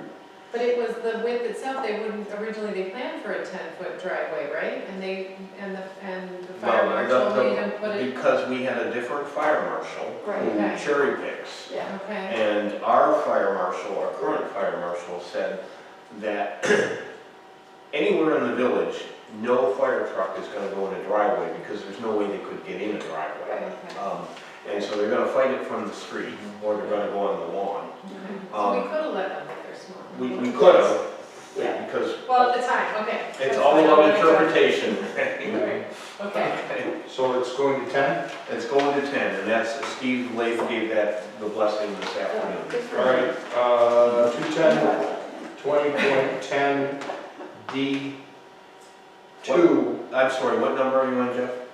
No, this is for Dorothea. Okay. 2010 D2, change 12 to 10.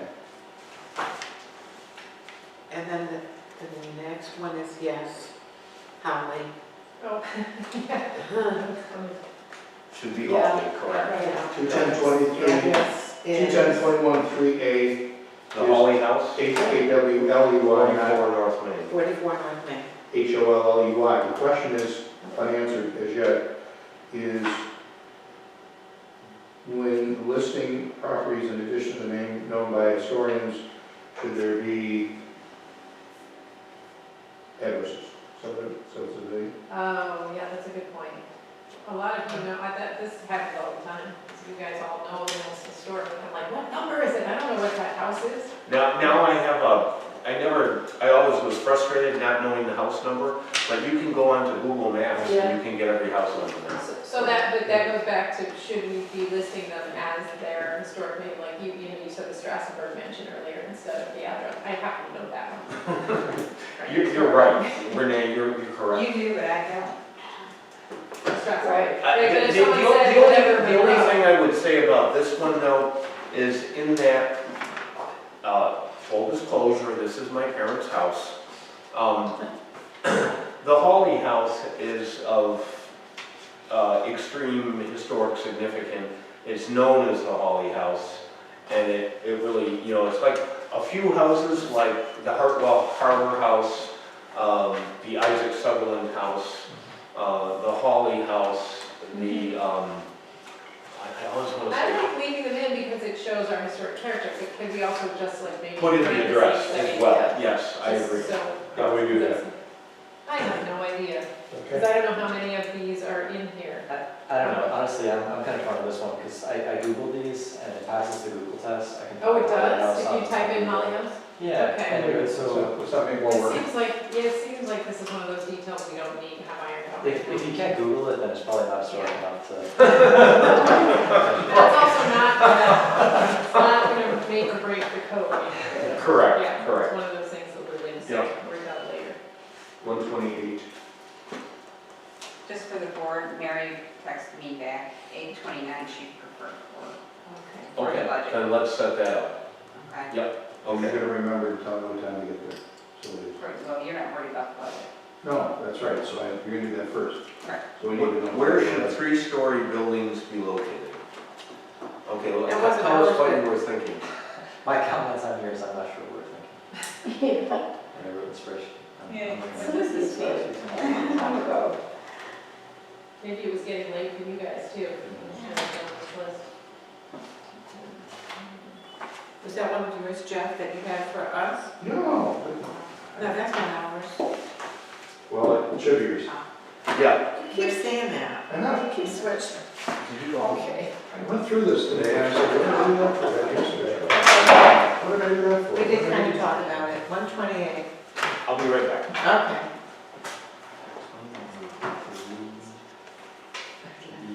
Did he leave? Yeah. Because he left there. Yes, I'll take it home. I told Ellen I would bring it home. Okay. Just concerned. Vision and recommendations. I'll let him know he's okay. Did you just find them? Bob? He went home. Lily's bringing us up. I just want to make sure he's okay. Yeah, I thought the same thing. Yep.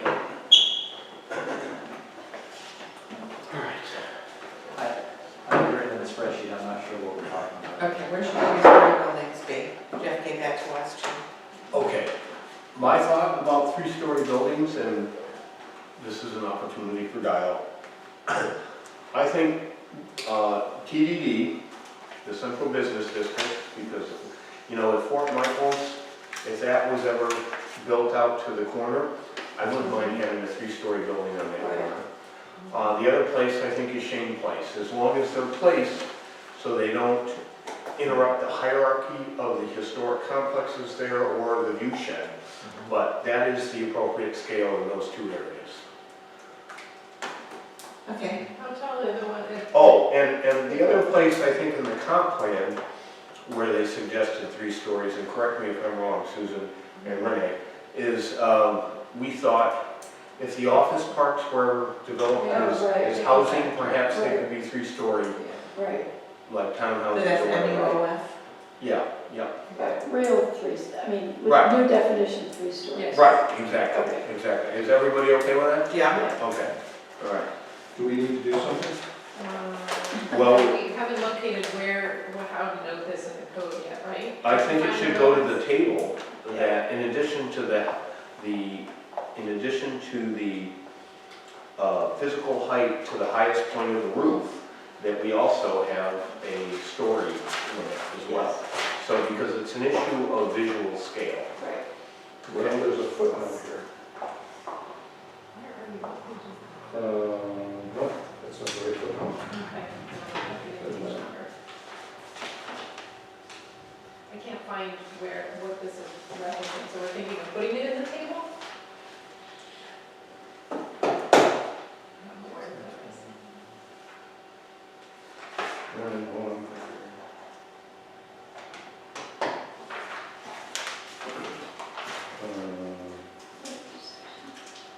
So, This is 21021. building height, so I'm at 210.21.6, for instance. The maximum building height has 40 feet, 3 stories, 35 feet, 2.5 stories. So it indicates that building height shall be determined in feet, while the visual scale or appearance in height of the structure shall be 25 stories. So that sounds like it's in there. We've got 3 stories in those. Yeah. It would be in the TDD. Yeah, the 3 districts, and those would be TBD. mixed use office, TDD, and mixed use MURC. Erie Canal. It's also the VGB. Village Gateway? Now, the Village Gateway, let's think about that. That's what's in there right now. Yep, the Delmonte Lodge is 3 stories. You probably wouldn't want 3 stories like on the dairy, because that's a smaller scale. Right. Let's think about the Pittsburgh Pub or the gas station. How would 3 stories look there? Is it in scale or would it be out of scale with the street? Out, 2 stories? 2 stories. Where, That's what I think. Gateway, Village gateway should be 2 stories. two and a half? And the Del Monte lot Two is and a 25. Yeah, Right. 2.5. Two and a half, 35 feet? But the other gateway is Mhm. 75. But, Two and a half, 35 feet. Yeah. Dorothea, 210, 21.6, 210, 21.6. maximum building height, Maximum. village VGB. Oh, VGB. We better have a party when this is 35 over. feet, And we deserve a party after. 2.5 All stories, right, end stop, paren. stop. All right, sorry. VGB, 35 feet, end parens. Parenthetical, 2.5 stories, end parenthetical. Yep. Okay? Great. All right. What the heck are we? I'm at 131. Do we need an animal grooming definition? We talked about that, and I thought we had added that to definitions. There's not one of That them. was for Molly, I thought that she did that, because we talked about, should we define which animals, doesn't include horses, that was my That was in question. that big definition thing we reviewed. There's not one in there. I'm looking. Right, we talked about it, At July 12. It was I think we prior. said pets, What? I think we defined it by pets. That's, That cow. But a cat, you're right. You might have, I think somebody looked it up. might have a pig. yeah. It was something we sent to Molly that last blast before. Nothing in there. In Not definitions, animal grooming, no.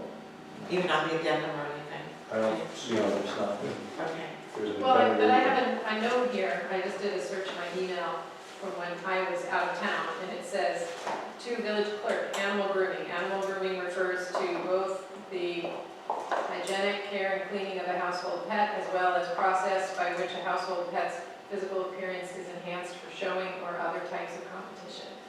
Because we had asked her for the So it's like, definition. a so horse she isn't a provided- household pet, Nothing. unless it's a little pony, I don't know one.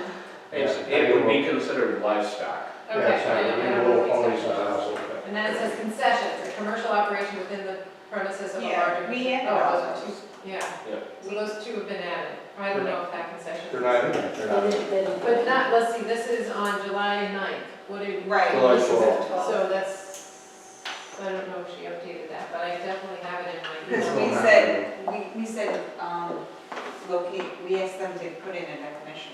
Well, We didn't define it. okay. So, So you think you forward it, so what's the harm if we just make sure it's in there again? Nothing. But I had- so it sounds like there's a missing piece of this, that they didn't get all the definitions.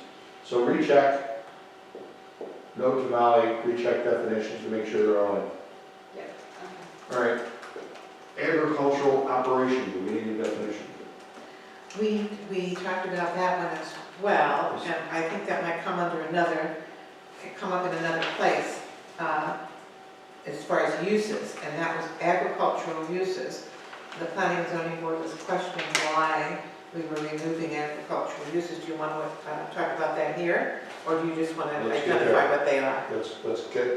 Let's not take stuff out of order, is it later on in the list? I think, Which number are you on? 132. Oh, agricultural operation. I think you should have a definition in here because we're always gonna have the Powers Farm or whatever farmer is farming the So what are we conservation. considering that? That's an agricultural operation. So we have to get a definition for that. Yeah. So, note to Molly, agricultural definition, please. Or agricultural operation.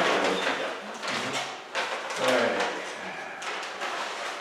Okay, next, 139. Hold on, I gotta get a new pen. do you wanna borrow one of mine? No. Okay. She wants to get up. Chair to the chair. Definition needed to go spa. Spot. Okay, that was easy. Do we need a spot? Jeff? Do people work around, like, I don't know what a spot is. You get massage, facial, Spa, mud. we're going to the Do we spa. care? Yeah. Well, but In our doesn't, document, we're going to the spa. doesn't Tiffany consider Is she the Bella, sweat lodge? Does she Bella do, Vita's spa? does she do stuff on there? Yeah. Okay, then she No. probably is a spa. Where are we? I think that Molly was going to look at, because it had the potential, are you talking about a 139. Skinny Atlas, Like Mirabelle. Miramar? A sort mini, of mini situation? Mirbeau. Right. Mini Mirbeau? Yeah. Miramar, Mirabelle. Mhm. And, or are you talking about a hairdresser that also does nails and facials? Right. I think it needs a definition. I do too. Okay. Hold on, We What's the thought bar? that- hold on. You think it's in there? No, I'm wondering if we're covering it with a size restriction or something. Where's spas permitted, it's in there in Europe, out there. Spas are allowed by special permit in BGB, BCE, TBD, So that would be That's on page. MUEC. personal service shop or spa, 210-2411.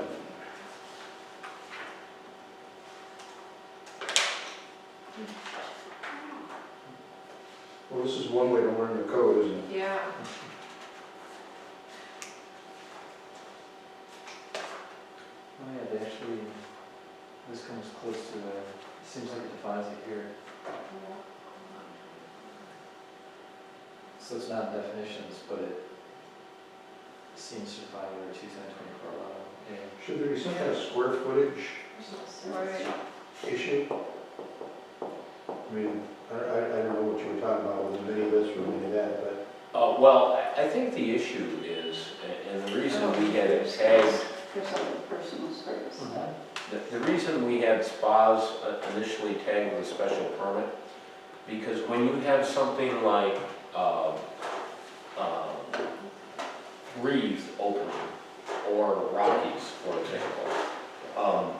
Rockies is upstairs and downstairs, and compared to the density and parking demands of retail, it's much more intensive, so it's more like a restaurant. And the reason, not that we don't want to fill all our spaces and have everything filled up, but there's some responsibility to manage the overall demands on parking, especially on South Main, because if we just pack stuff in, we're going to get pressure to create that mode of parking around the business district because we're going to be so overwhelmed. And having a special use permit process, at least my thinking, is that it allows us, it gives us a hand to just keep the big picture in mind so that we're keeping the envelope and what's in the container relatively in scale. And, you know, we don't want to be draconian, we don't want to keep anybody out, but we just want to make sure that there's a plan. And it gives it, one of the things that we've done over the years, especially with the restaurant permit, is explain to everybody radio parking, keep the parking on Main Street available for customers, have the employees move off. And we often set that as conditions. It's hard to enforce, I agree. But it seems like if you just give everyone carte blanche, applicants, you know, and I can tell you in my 26 years as mayor, repeatedly they lie. They always underestimate the number of employees. It's always more. Restaurants always add seats. And so we have to sort of take that into account. But it gives us one tool so we can just gently manage the overall capacity that we have here. I think That's my it was mentioned also in the survey. People were saying, "Well, why do we have all these salons? Can't the village do anything about all the salons?" And that was one way to address it. The other And is- we can't, you know, people are like, can you limit? No, it's not legal to do that. You either allow them or you don't. The other was to That's what I allow, think. You either allow them or you don't. Let the market decide. Right. Yeah. That's where we ended up in our discussion. And we talked about storefront zoning because most traditional communities, they believe hair salons belong upstairs, not in the retail. But we think retail's in free fall. Even New York City is having a retail problem. Barney's. And the last thing, right, Barney's exactly. The last thing we want to do is kick our Main Street in the pants. We want to keep spaces full. The other part of it was, we had at one point an interest in a nail salon, a very large nail salon, one of the high-intensity. They were going to have 25 stations in Starbucks. And the problem with that is when you go for your nails done, you stay there a long time, so you're going to have, in addition to 25 employees working there, 25 customers, so that's potentially 50 cars for a nail salon. And there was an odors issue as well. Well, That's what. wasn't as compelling for me is we have to be cognizant of the parking demands, because right now, at lunchtime, we're at capacity, that's what we want, but we don't want to create a crisis. Otherwise, because we're going to take the blame for it, and we won't have a good out. Oh, how dare you yawn, Renee, how dare you? After 4 hours and you're yawning? Come on. I was very. I'm kind of curiosity though, what is the difference between hair, nails, you know, you separate the uses, what makes it a spa? What is that, what's that I thing? think she was gonna look it up, This is because saying permitted personal shops are establishments that provide for the health care and wellness of a person's body, mind, hair, skin, or nails. So it's a little fuzzy. So you can go get your hair done instead of hair Yeah. salon, but if you go to the hair salon and you also get your nails done, it becomes a spa. Well, I don't think, No, that's- I don't think any of us care what you get done. I mean, that's between you and No, but business. doesn't it, Well, there are limits are to we that. saying though, Well, yeah, right, no Such Epstein jokes. It says right here, such uses shall include but are not limited to spas, some as beauty salons, barber shops, tanning salons. So it's not, did we are satisfy you this one? issuing special permits for spas? Well, I think that's the question. How do you, Right.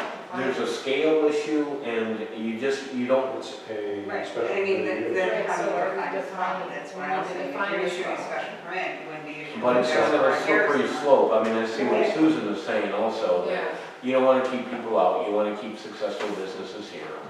And spas, face it, they do well because they've got clientele They do well because you can't do it online. here. That's right, you're absolutely right, you're absolutely right. and they do sell product, Yeah. so that So should do be. we need a definition? so we need a definition. Do we? Well, I'm not sure that we do here because we don't separate them in terms of the permitted uses. As long as we define, have a big bucket of hair places and spas and salons, as long as they're not differentially allowed. They're all personal services, and, you know, I don't think in terms of our interests, the only thing we care about is the parking demand. I don't care what they offer as long as it's legal and it's not, you know. Yes. I think it's, Well, we can charge it. it's just a concern. Now, If do it you, requires a special permit, then we need to know what's the Right. trigger. What's the trigger? And that's the problem with a special permit for it, is what is the trigger? How do you define, it's such a slippery slope, I see that, you know. How do you avoid being arbitrary? Right. Right, I don't know. I don't know.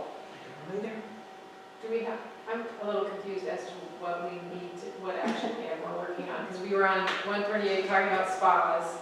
Do we have, I don't think we've resolved it yet. I don't think we're resolved. And I think one of the things that Molly was looking at was the size restriction. She was defining it by size. Yeah. So that has not happened. That has not happened. So maybe that says, we can delegate it to Molly, so we don't have to deal with it. I like that. Where's it gonna go, in that, In the Additional. definition, I don't know. yeah, well, we have a spot for it, we have the Well, additional use regulation, so it can go, there's gonna be a size restriction for spas. Molly, is there going to be, no, we need, so that's the answer to the question. Do we need a size restriction for spas? To this board and this group? Well, you know, I mean, you wouldn't on Shane Place, if Wilmerite wants to put in a big spot, Right. great, you know, more power I to mean, them. Delmonte's got a ton of room for us. Right. And would we want to limit them? No. Well, yes and no, but I think that the concept, no, is it separate or is it part of the hotel? Is it available, you know what I mean? Is Well, okay, I have another idea. So the Strathellen has their spa across the street, so I So could you see, stay there, I okay. could see Shane Place. Is it in the Century Club? No, it's behind it. It's behind, in the old carriage barn behind Yeah, the Century? yeah. Okay, okay, okay. Not in the primary building, but I have a different way of coming at this though. On traditional main streets, many communities have a footprint limitation. And most of our buildings are, we'd have to do a little research to figure out what that is. But in TDD and, VCB, because we already have small buildings there, we could use the building footprint as a limitation. Yes. We wouldn't necessarily need that in VGB or in Have people more. I mixed use Erie Canal, MUEC, I'm trying. That maybe makes sense. That makes sense. Okay, all right? Is everybody good with know. that? Yeah. Sounds good. Okay, we've got a strategy. So we don't need any fix. we don't need anything from Molly, No, not even a definition. I don't think so. no, Okay, All right, simple is better. Can we All put right. a price restriction though on the cost of service? 145. Okay, 145. Residential multifamily buildings should be upper floor only. We have in 220. Yes, is this for? that's what we, 145, right, residential use for upper floors. And this was applied to the, VCB and TDD. yes, upper floor, Yes. right? Because you don't want a residence in a storefront. That's So, right. so wait a minute, VGB, VCB, VCB and TDD? No, only VCB and TDD. VGB, the Hawley House and the Watson House are single-family residences, and there's another house on the dairy property. We don't want to preclude residential use of the first floor. So do we need to include an additional regulation? How are we gonna do this? Because right now, 210-21.4, residential, multifamily dwelling, max 8 units, special permit, VGB, and VCB and TDD. With nothing about where they are. I thought, isn't there a spreadsheet that has like a table that says permitted? And we could put a little asterisk that would say, only Yes. second floor for TDD and, So you could do that. Asterisk, Dorothea, 210-21.4. First floor dwelling unit and mixed use. Multifamily dwelling, max 8 units. Am I right or wrong? Well, I was saying, you might want to do it on this one. It's saying right here, no first floor dwelling unit in mixed use structures. They're not allowed in VGB or VCB and TDD right now, so you could asterisk that and say the exception of whatever you just said. Right. But we want to move these up. We want that to go up, the second floor. Oh, but you wouldn't just do it right here. You're saying first floor dwelling units. are you talking about two different things? I think we're talking about a mixed use. That's in mixed use structure, and it's saying, the only place it's allowed, it's saying right now, it's not allowed anywhere. Right? Isn't that how you read that? That's how I read that. So we need to add it to that line, to say it is allowed in VGB. It But I shouldn't thought- be in the I that's, saw we were that should moving be- multifamily dwelling out of the first floor in, TDD and VCB. But that doesn't say anything about first floor. This is the only one in that. I think we're talking about two different things. A multifamily dwelling is different than a mixed use building. Well, we don't have multi-family dwellings in That doesn't say anything TDD about or floor. VCB. yeah, that's what we were trying to fix. Okay. Correct. But then what happens to that one? Do we need that one? Sorry. I just- First floor Do we dwelling need unit in mixed use structure. I mean, we could leave it there, it's just underscore, no, but then it's not in VGB. Okay, here's where we started. 210-21.4, residential, multifamily dwellings should be upper floor only. So we're talking about multifamily dwellings. Right now, we've got multifamily dwellings max 8 units, Mhm. by special permit, Yep, and which is, VGB, VCB/TDD. I don't think we're gonna have a multifamily dwelling on Main Street, South Main Street, do you?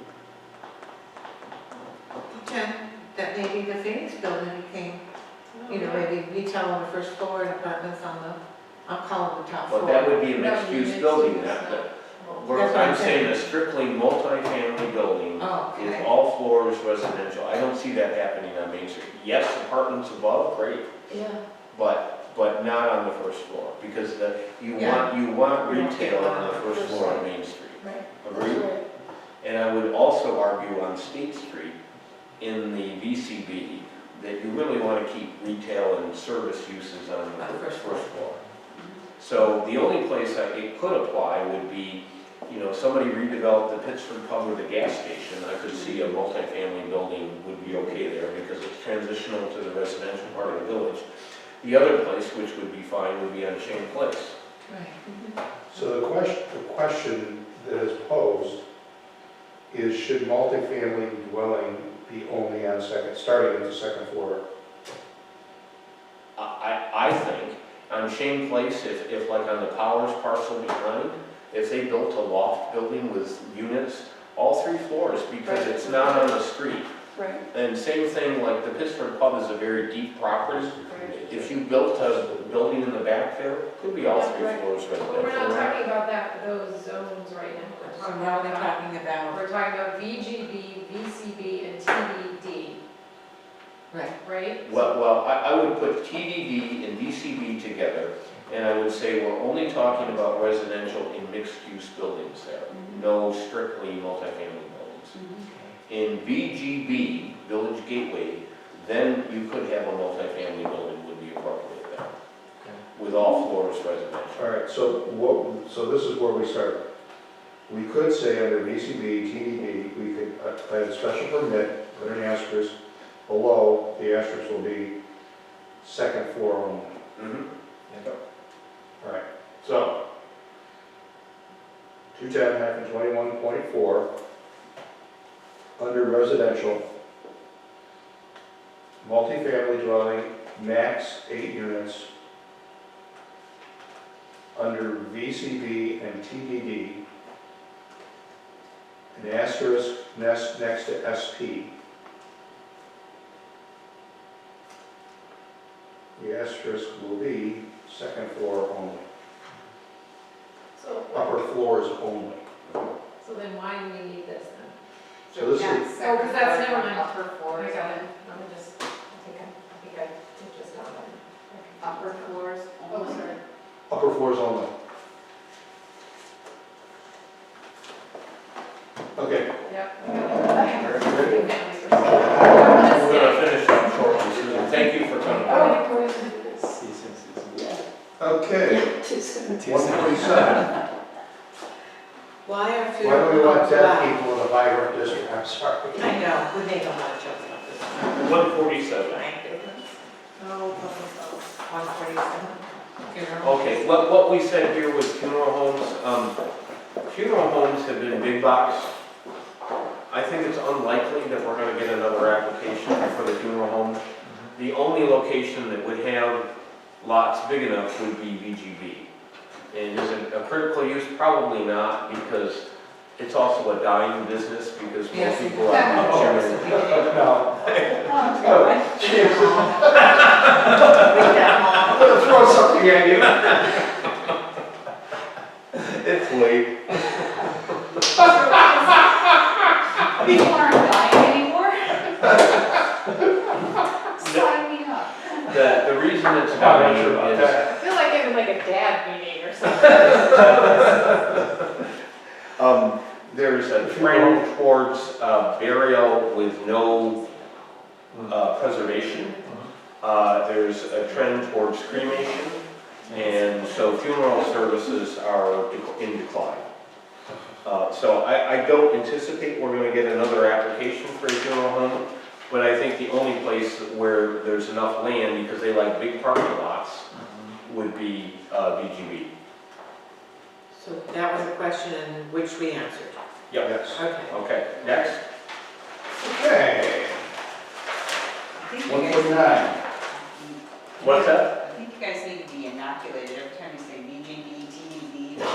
No.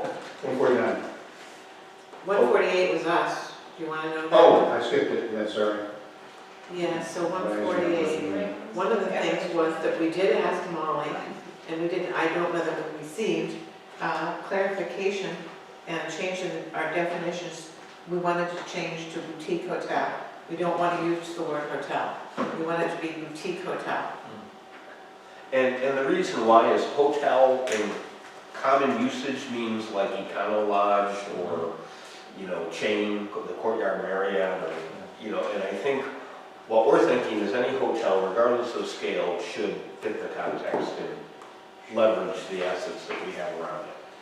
So this is a definitional fix? Yep. Yeah, and I think also what the planning board has suggested here,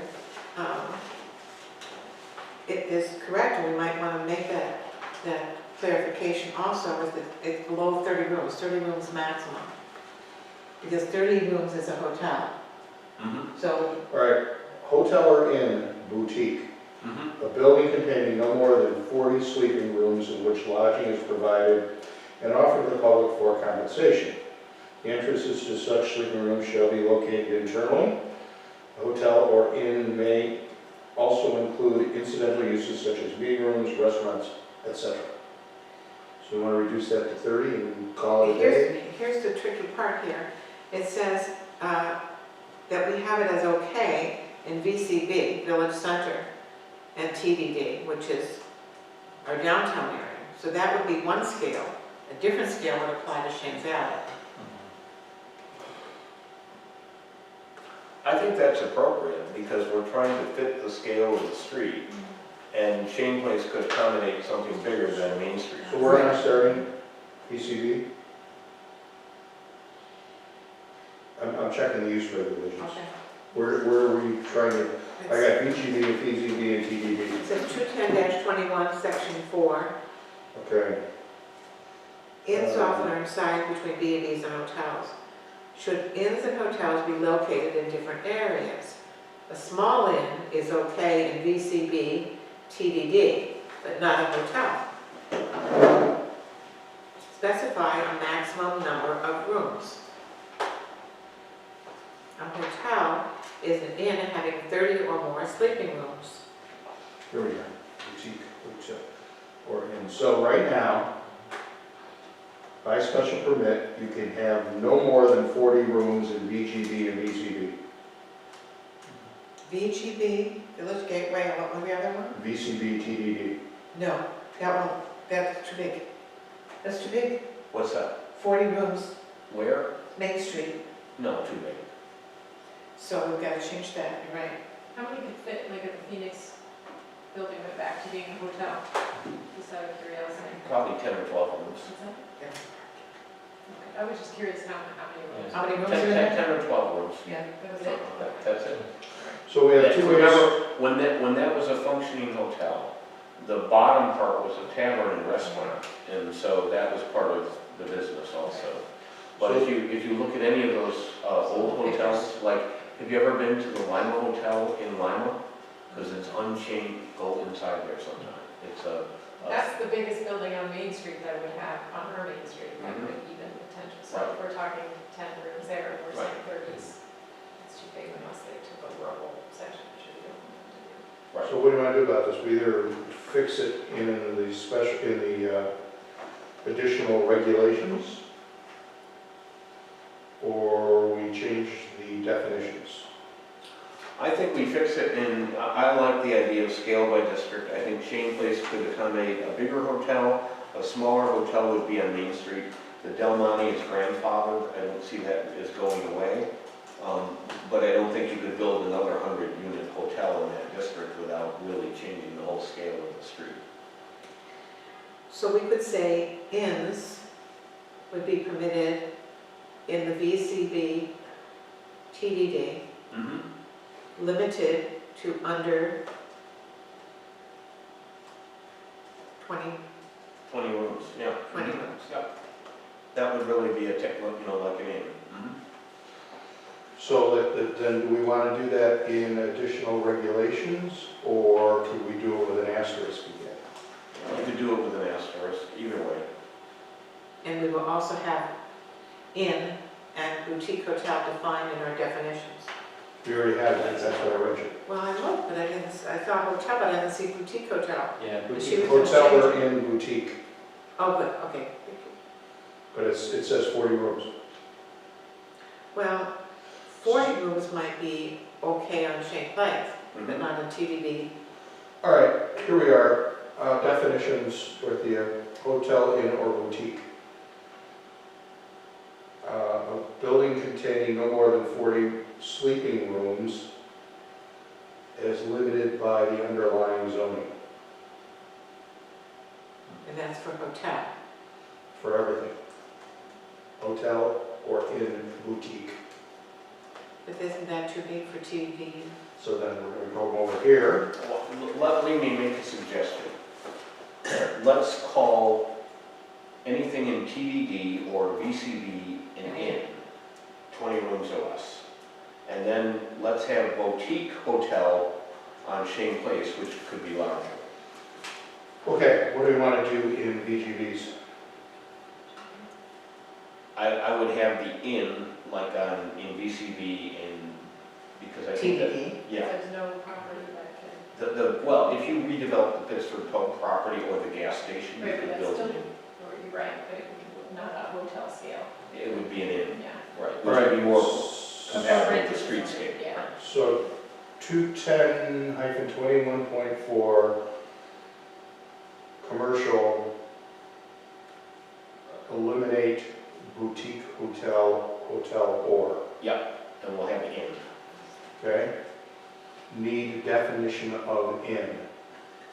20 rooms or less. Eliminate hotel or, And then need definition of inn, which is going to be 20 rooms or less.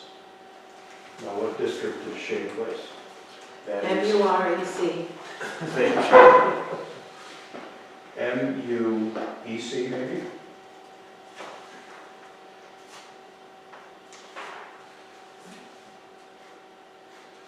All right, 210-22.4, commercial,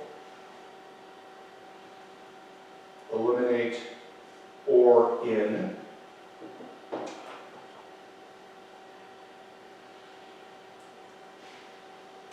And all right, so are we also good with MUOF? With boutique or boutique hotel MUOF. is,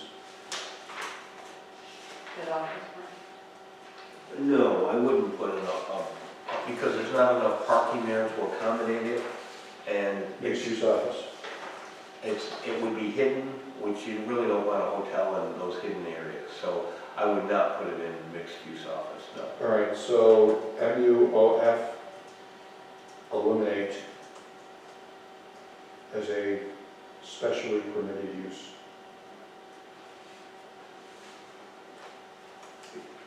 That was Italy and Renee, is 40 rooms the right size for that hotel? For Shane Place? Yeah.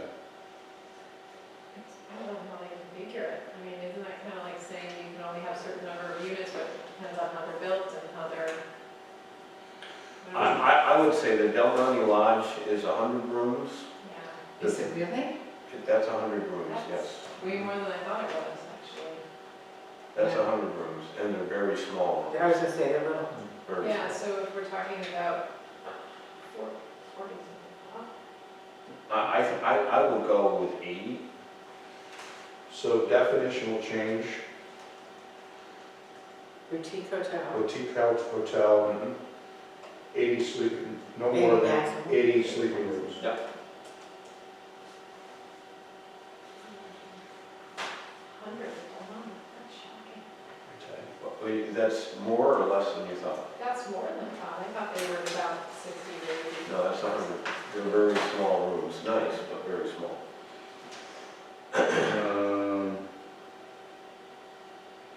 Where were we? So we solved 148, 148? Yeah, now we're on 149. correct. So offices are currently prohibited in TDD, and I don't believe they are allowed now. they are prohibited in TDD and VGB.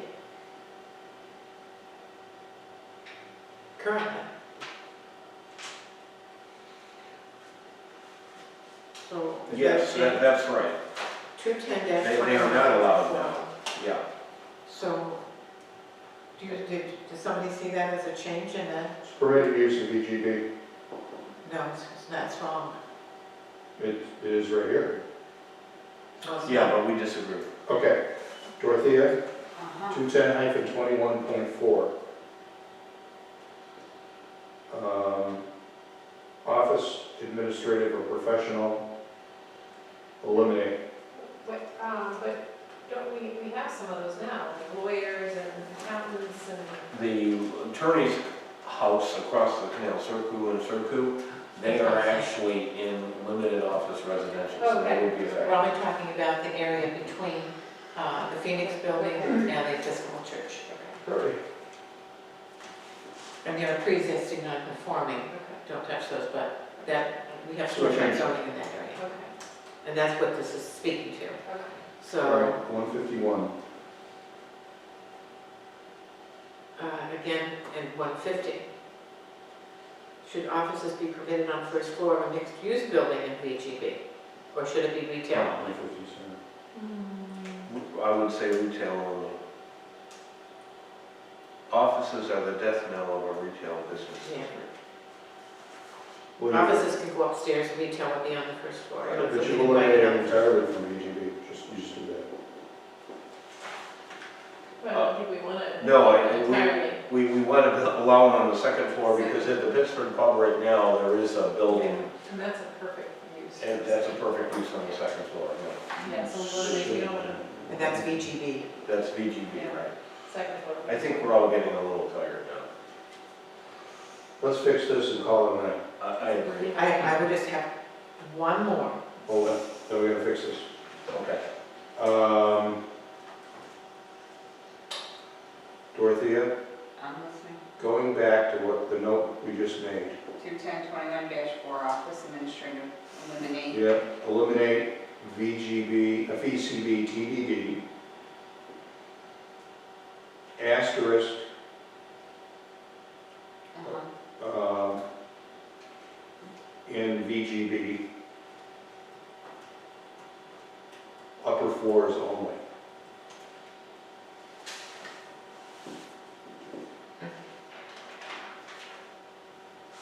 Okay. I'd like to skip ahead to 169, only because It's an important issue. the planning and zoning board identified it as a possible secret issue, and I want to make sure all of those get addressed. 169, the Erie Canal, wait, it's an easy one. Yep. The Erie Canalway Preservation and Management Plan adopted in 2010, which we have no memory of, conflicts with the comprehensive plan and LWRP. So we don't remember it, so we have no problem removing it. Right. So we're saying, remove that reference. I wonder if they're confusing this with the plan for the northwest quadrant that we want to scrap anyway, so. Yes, 210-22 3A1C. it references the Erie Canal Preservation and Management Plan. 10 3A1C.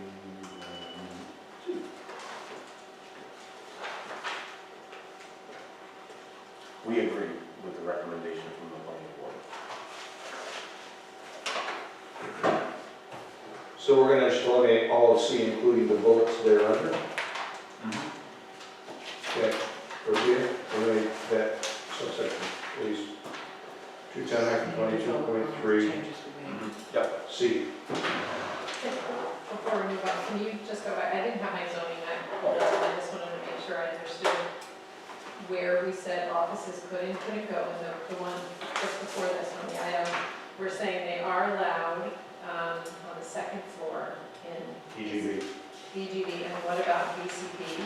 No, they are not allowed. right? On the second floor, they're allowed.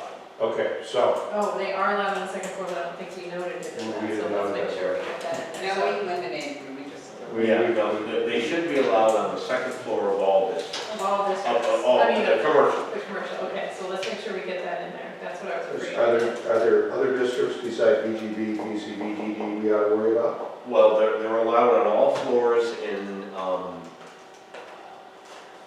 MURC. yes, thank you. In MUOF. All right, so Dorothea, Yeah, they're now permitted in both BGB, BCB/DD And, with an asterisk, upper floors only. and they were already allowed in MUOF, so we. Right. okay, so, No change, right. all right, so we have office administrator eliminate, but then asterisk BCB, TBD, VGB, upper floors only. Is there another? Yeah, what about LOR? Do we need to say it for LOR as well? No, because those aren't split upstairs, downstairs. Bob, you would know this. It's all, Do we need to say anything about office use in LOR? Those are all, every building in that district, both floors are office right now, so we should leave it offices. Okay, so we don't need to say anything about, okay, so did we get them all? I just don't want to, what's that all about? limited office residential, so those are already, okay, so we got upper floor, did we get them all? Just want to make sure, we haven't eliminated office use on the second floor anywhere. We got it, right? No, Okay. we haven't. Okay, now Jeff is looking up about the Erie Canal Preservation and Management Management plan. Plan, I'm doing what? What do we need to know about that? right? Huh? I thought you I've saw got the village I website. thought we just, Do you want me to? just thought we killed it. Yeah, we killed it. Oh, we did. We're all in agreement that we're not Yeah, I gonna made us reference go back and I threw everything off. I eliminated somebody there. it. Yeah, no, I think we're all good. We should have a vote just to approve all the changes that we suggested tonight. I'll make the motion. Do I have a second? Second. All in favor? Hi. Aye. All approved. What did we decide about Monday? You don't want to meet again on Monday? Here's my question. If we did it without Jeff, we could address the rest of the ones that were ours to address. I would be okay with meeting Monday. Are you available, Renee? Can I mean, Go ahead. I'm not trying to grind this thing, but I think I should be. Always be there. Yeah. Because it sounds like there were some that we wouldn't have discussed if you weren't here. I think it's useful to have Jeff here. Okay, So well- let's wait till Tuesday. I can do it Monday. Okay. I've But got you're that. gonna have to come anyway on Tuesday. Right. We've got all night on Tuesday reserved for this. What are you doing Monday? More All July. night. Right, more July. All night. Oh, great. I'm gonna talk to my. Bring a pillow. I gotta talk to my primary care physician and see what he can do for me. Okay, so. Yeah, no, I think I'm gonna need a note for home. I was thinking pills and a pillow. Do we need to approve this, Lily, or can Yes, this we wait can till do that, thank you. Yeah, I And, think we need to get John and Molly started. yeah, okay. and, How much additional money? God, he thought this one right in my head. I did bottom line it. He also included. $12,000? 12,000 for the additional work, yes. Okay. I'll make the motion to approve it. We're about to have a, we're gonna have a budget meeting, like how is this?